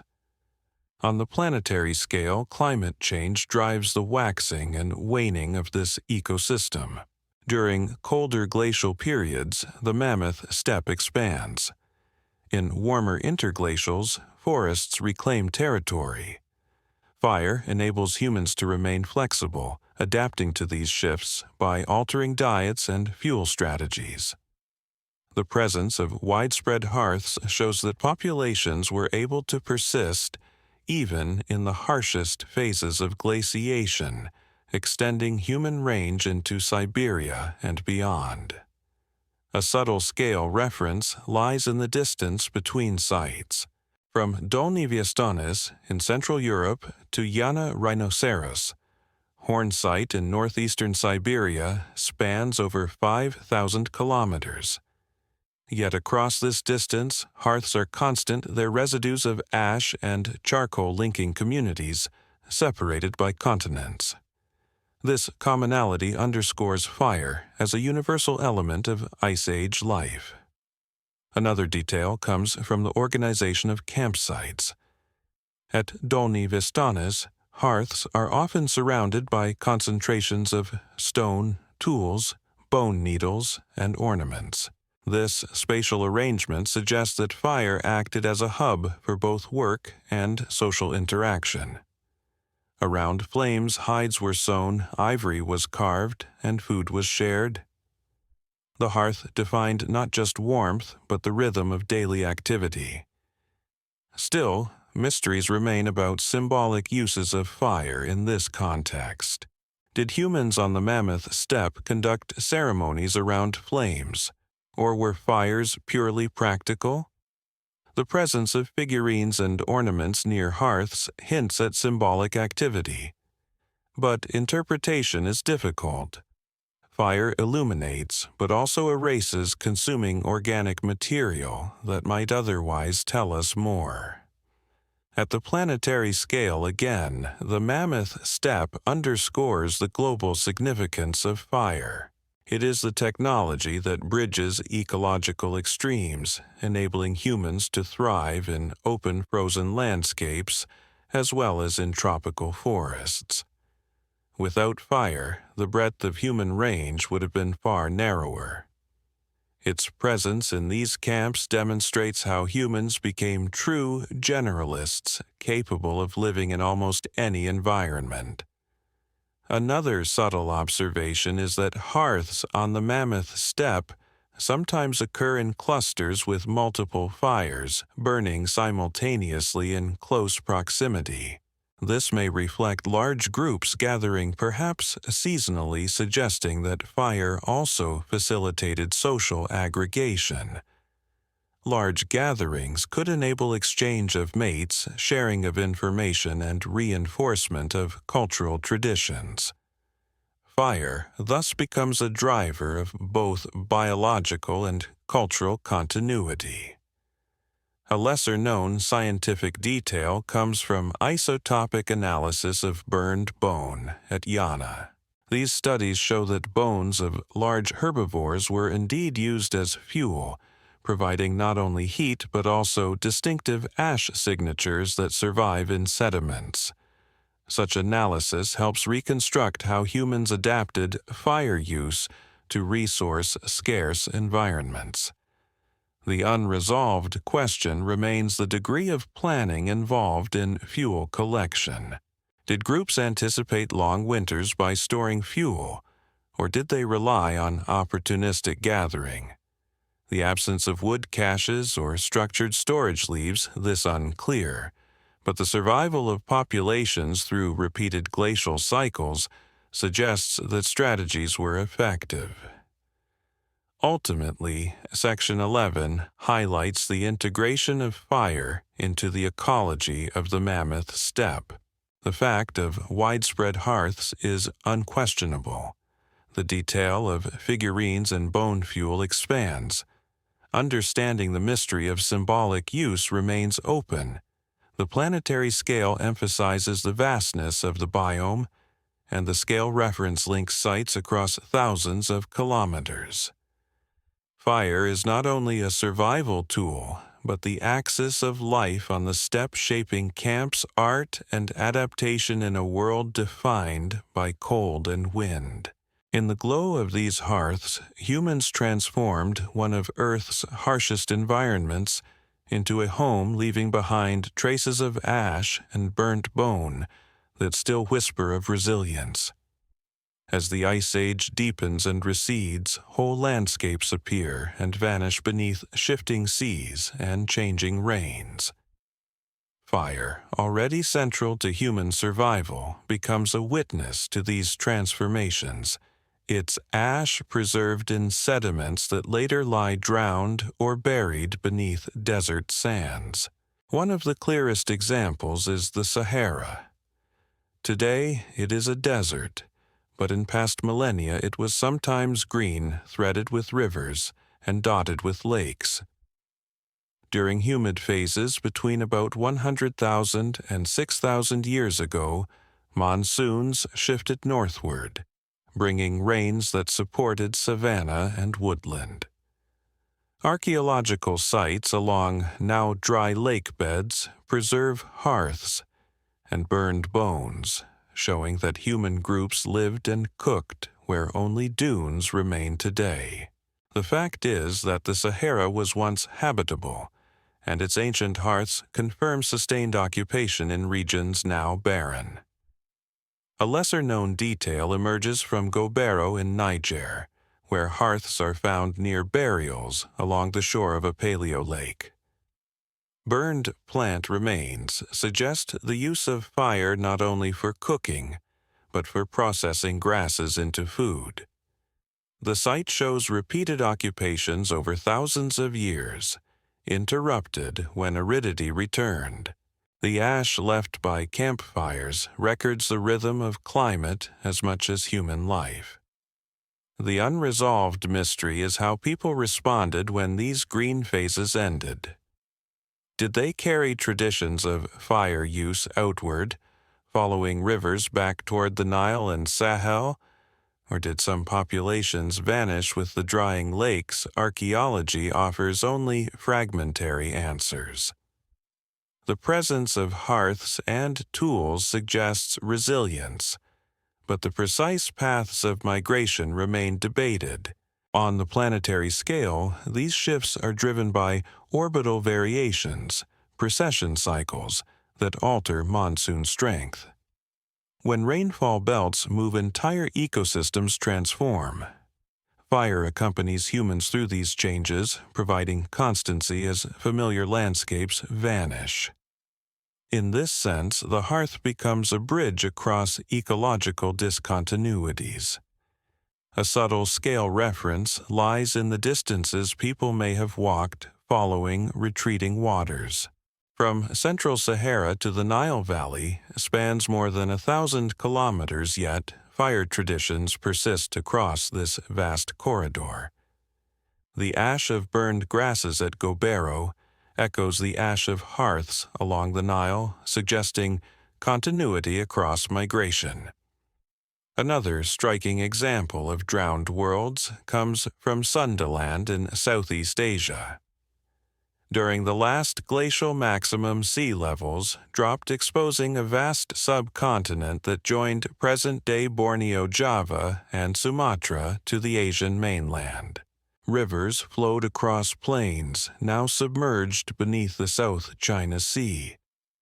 Archaeological evidence on the remaining islands preserves hearths that hint at broader occupations across the vanished shelf.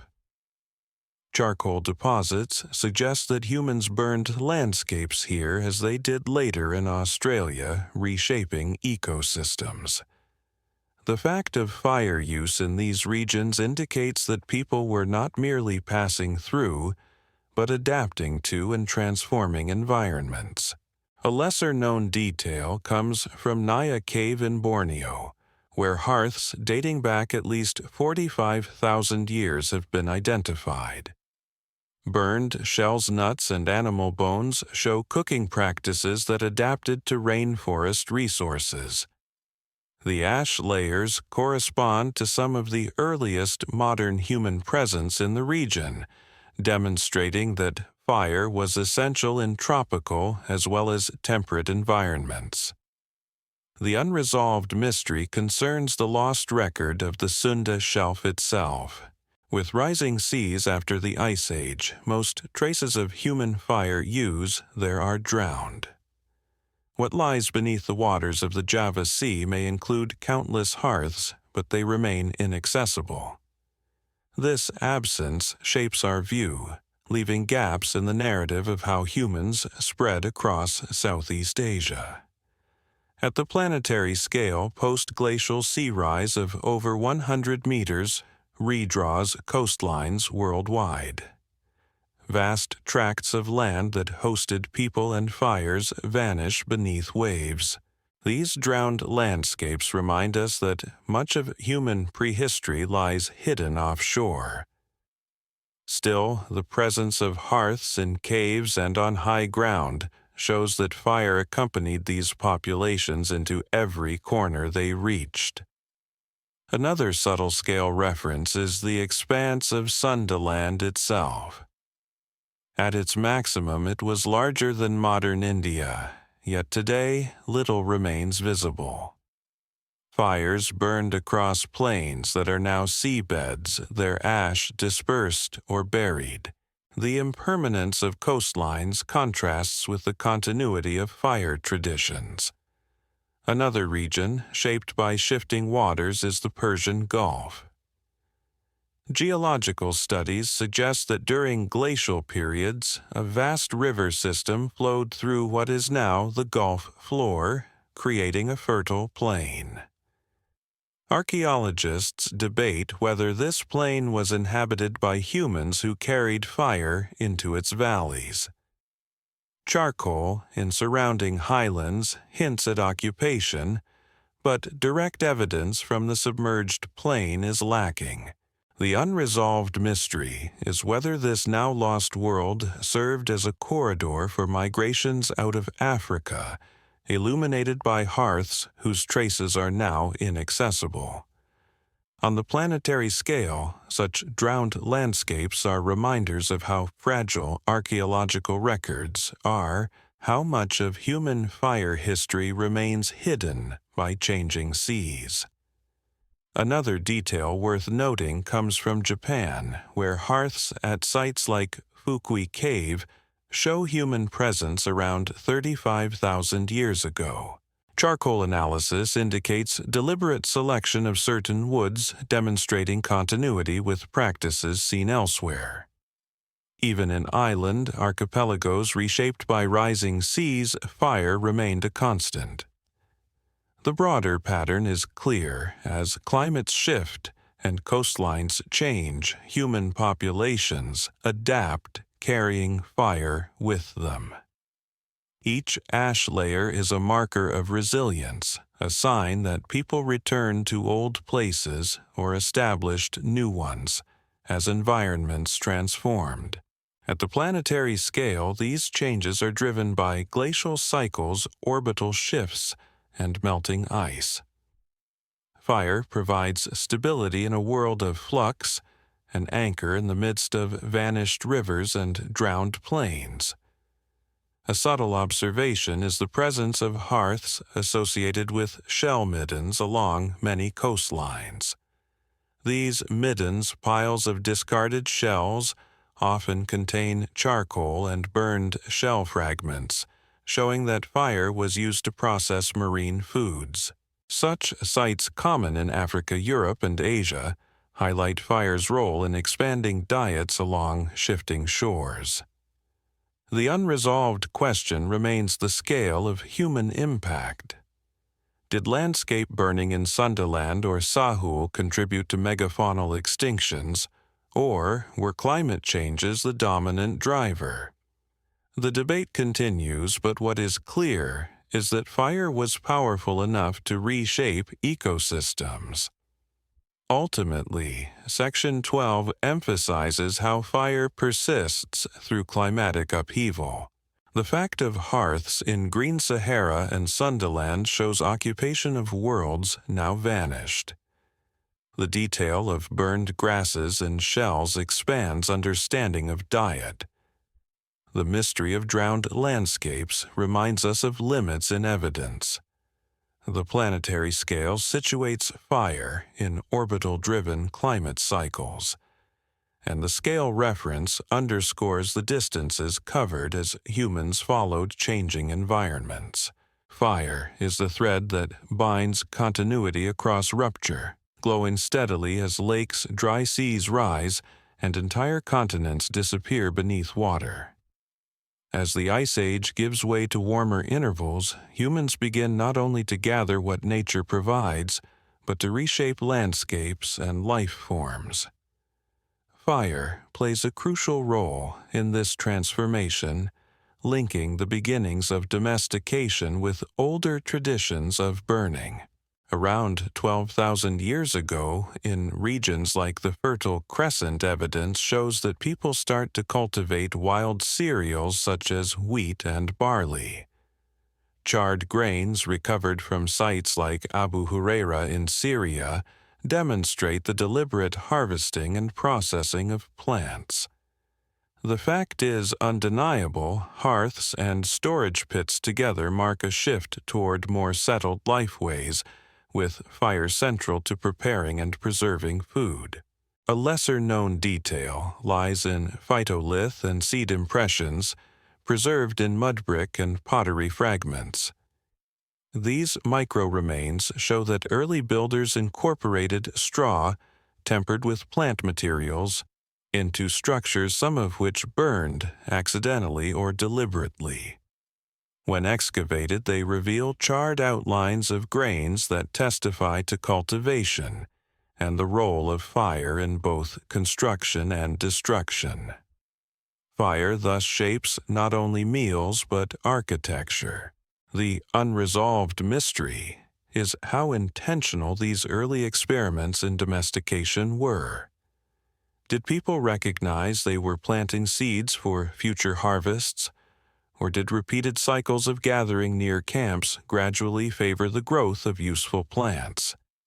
Fire used to clear land and manage vegetation may have unintentionally promoted stands of wild cereals, leading to opportunities for cultivation. The line between accident and deliberate domestication remains blurred.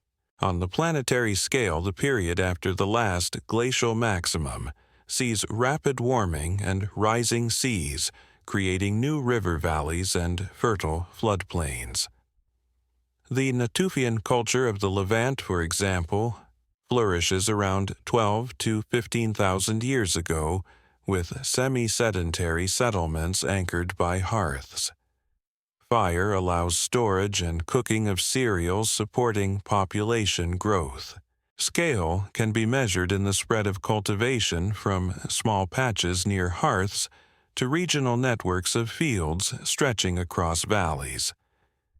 Another subtle observation comes from carbonized legumes at sites in Anatolia. Lentils and peas appear alongside grains in hearth contexts, indicating a broadening diet. The cooking of legumes requires prolonged heating to neutralize toxins and soften starches, showing that fire expanded edible possibilities. Such evidence underscores how fire supports the experimentation that leads to agriculture. A lesser-known aspect is the presence of early grinding stones with residues of charred grain. These tools, often found near hearths, suggest that flour was produced and baked into flatbreads on hot stones. Fire transforms flour into durable, transportable food, enabling storage and reducing seasonal vulnerability. Mystery surrounds the role of fire in animal domestication.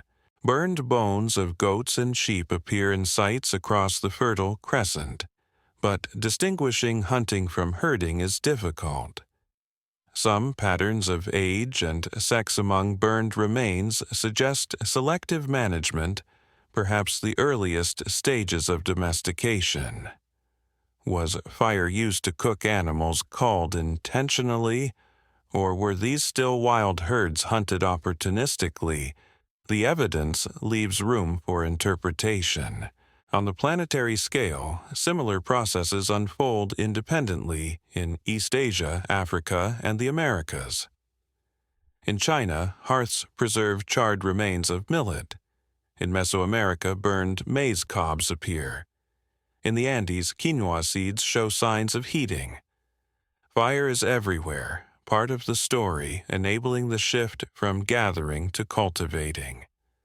Scale references show the distances over which these changes occur, thousands of kilometers apart, yet converging on similar solutions.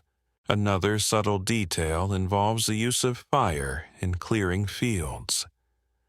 Charcoal layers in sediments from early Holocene contexts in Jordan and Turkey suggest deliberate burning of vegetation to prepare land for planting.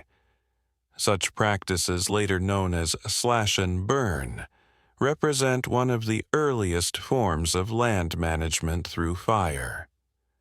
While efficient in small-scale systems, these burns also reshape ecosystems, marking the beginning of human-driven environmental change on large scales.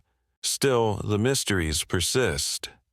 Why did domestication occur in some regions earlier than others, even where wild cereals and animals were present?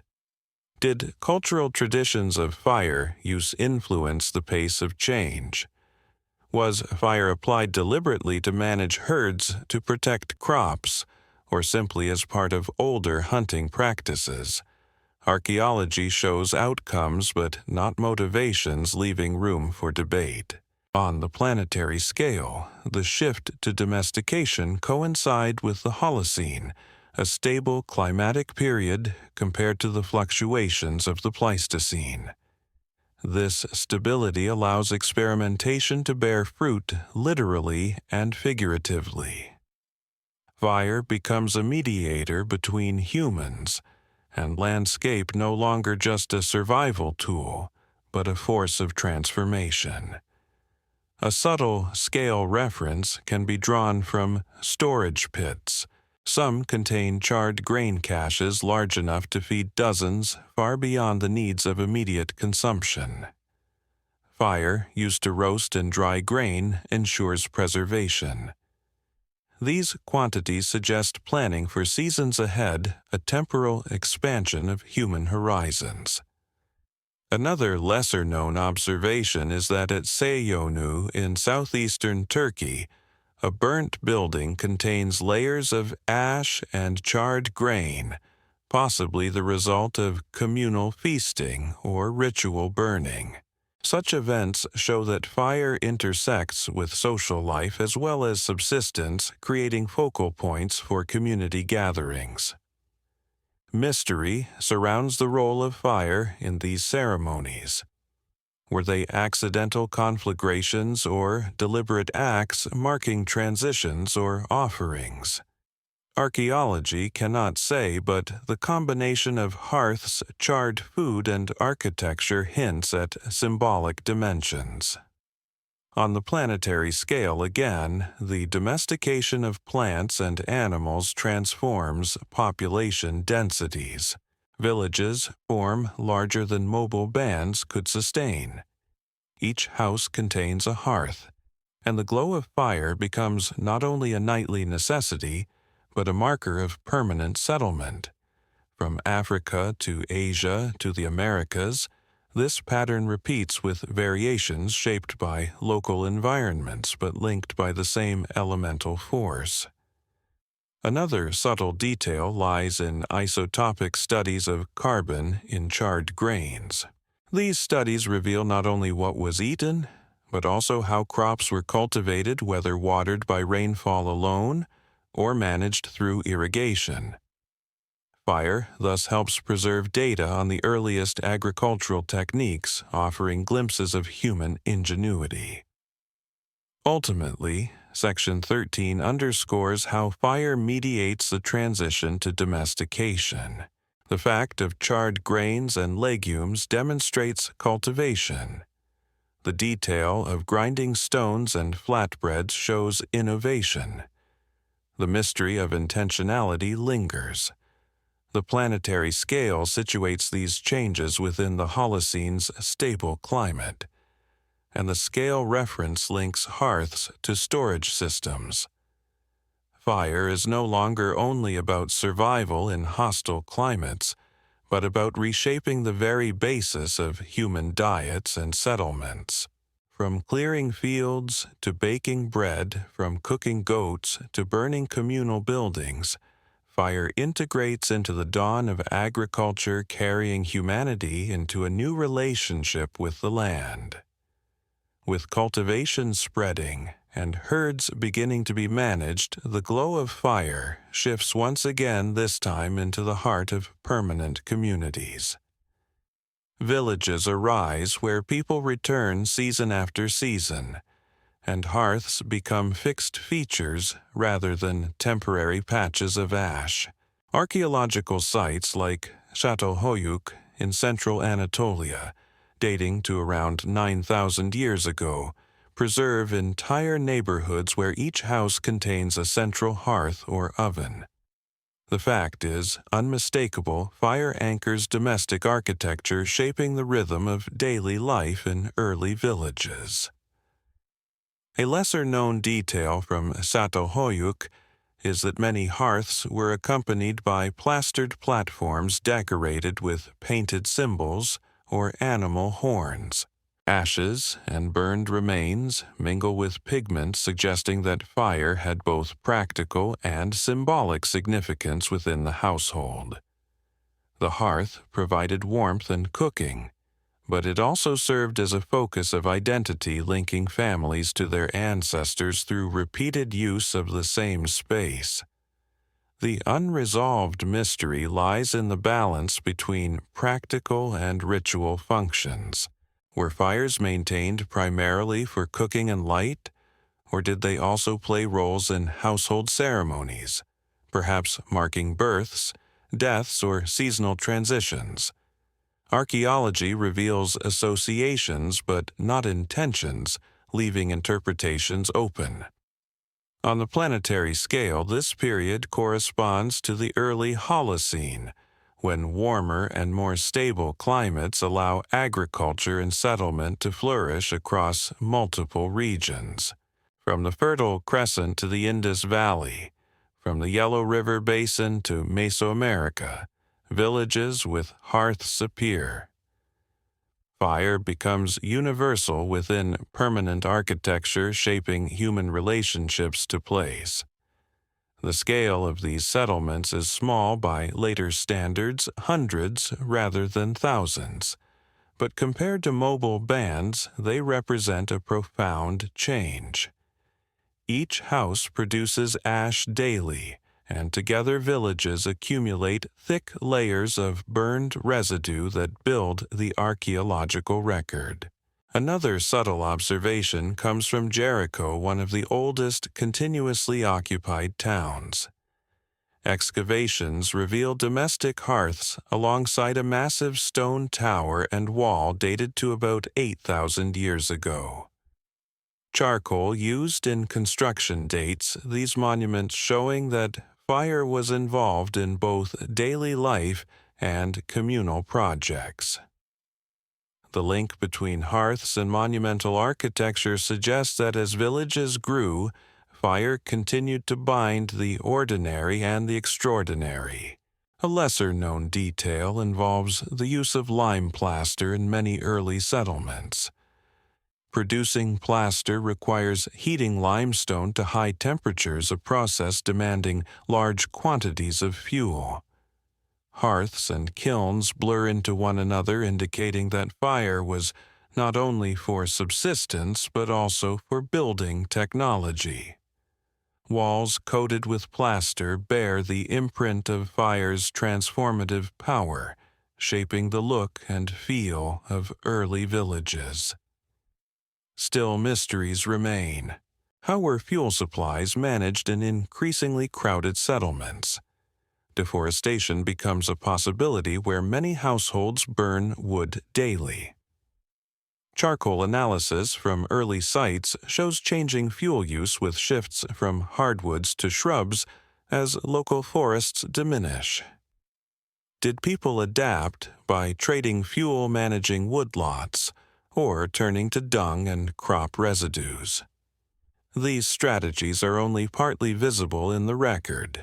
On the planetary scale, the rise of permanent settlements marks a turning point in human impact on environments.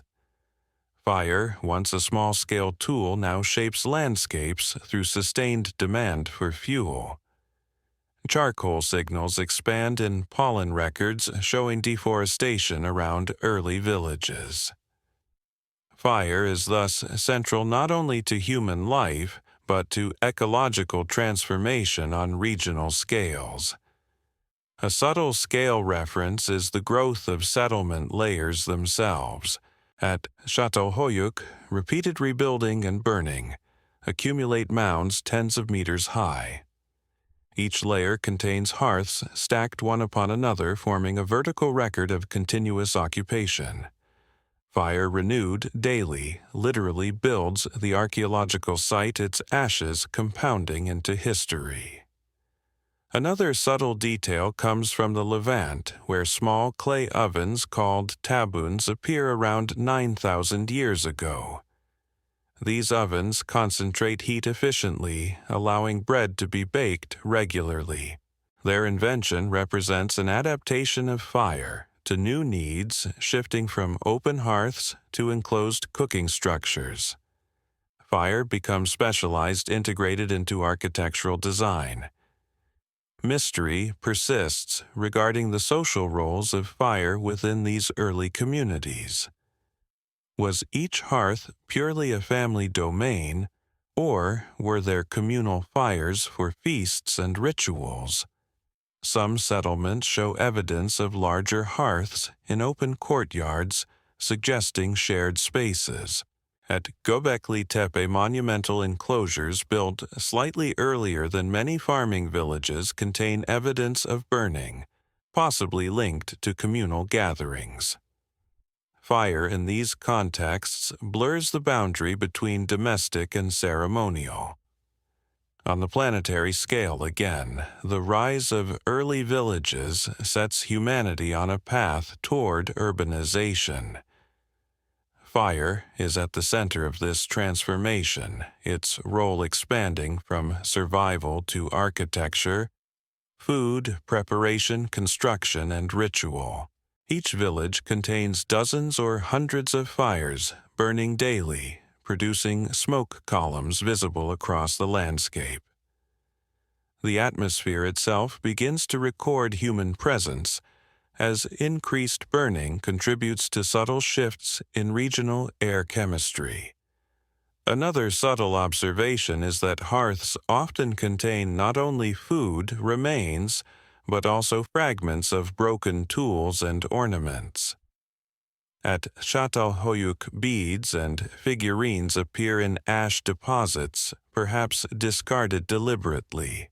Fire thus becomes a medium of disposal and transformation, where objects are consigned to flames, altering their meaning. A lesser-known fact is that some burials at Çatalhöyük were interred beneath house floors near hearths. ash layers above these burials suggest that families continued to live and cook above their ancestors, linking fire and ancestry in daily practice. Whether symbolic or practical, the hearth thus connects living and dead. Still unresolved questions remain about the emergence of inequality and hierarchy in these early settlements. Did control of fuel or ovens grant power to some households? Did communal fires reinforce social unity or highlight divisions? Archaeology hints at differentiation, but not at precise dynamics.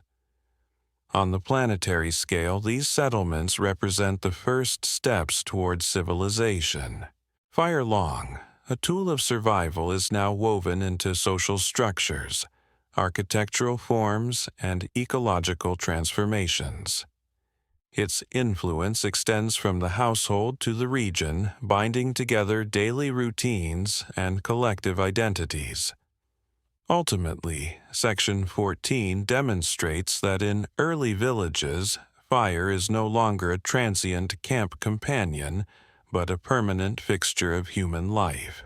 The fact of hearths in every house confirms its centrality. The detail of plaster production and ovens shows innovation.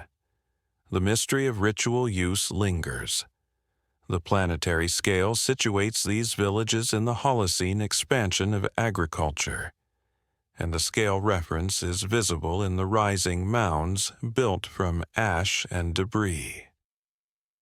Fire has become civilization's constant glowing at the center of clay-walled rooms, illuminating painted symbols and anchoring lives in the permanence of place. From the first embers in deep caves to the ovens of early villages, fire carries humanity to the threshold of recorded history. In this final stage of prehistory, the glow of hearths is no longer only a tool of survival or a marker of settlement. It becomes a foundation for social complexity and ultimately for states and writing. Sites across Mesopotamia, Egypt, the Indus Valley, and China reveal the same pattern fire embedded in architecture, industry, and ritual. The fact is clear. By 8,000 to 5,000 years ago, fire is indispensable not only in households, but in workshops, shrines, and emerging urban centers. A lesser-known detail comes from the site of Jarmo in northern Iraq, dating to about 8,000 years ago. Excavations there reveal hearths and ovens alongside evidence of early pottery kilns. The ability to fire clay vessels at controlled temperatures expands storage and cooking capacity, reshaping daily life. Fire thus enables not only bread and stews, but containers to hold surplus grain, anchoring economies that support larger populations. The unresolved mystery lies in how these technological shifts spread. Did pottery and metallurgy emerge independently in different regions, or were they transmitted through networks of contact? Fire is at the heart of both. But the pathways of diffusion remain debated. At the planetary scale, this period coincides with rapid growth of human populations and the spread of agriculture across multiple continents. Hearths multiply into kilns, furnaces, and forges, each radiating more heat, smoke, and transformation into the atmosphere. Human fire use becomes a planetary force, altering landscapes, soils, and skies. The scale of impact is unprecedented compared to earlier millennia. Another subtle observation comes from Çatalhöyük and later settlements in Anatolia, where walls blackened by soot show that indoor fires burned continuously. Respiratory stress in skeletons from these sites suggests that smoke had health impacts even as it provided security and sustenance. Fire, once a liberator from cold and hunger, now introduces new challenges within enclosed architecture. A lesser-known fact lies in the development of metallurgy. At Sayonu and later sites in the Near East, small crucibles and slag fragments reveal that copper was first smelted by accident when green ores were placed too close to intense hearths. Once discovered, deliberate metalworking followed. Fire becomes a force that not only cooks food, but transforms stone into metal, launching new technological trajectories. The unresolved mystery is whether these discoveries were intentional experiments or accidents repeated until understood. Either way, fire's power to alter matter reshapes human economies and social relations. On the planetary scale, metallurgy spreads across Eurasia, with bronze production linking regions in trade networks that span thousands of kilometers. Fire fuels these networks as much as it fuels meals, enabling both subsistence and exchange. Scale references are striking kilns for pottery, and smelting reach temperatures above 1,000 degrees Celsius, far hotter than open hearths. Achieving and controlling such heat requires not only fuel, but engineering of airflow and insulation. This marks a leap from household fires to industrial-scale pyrotechnology.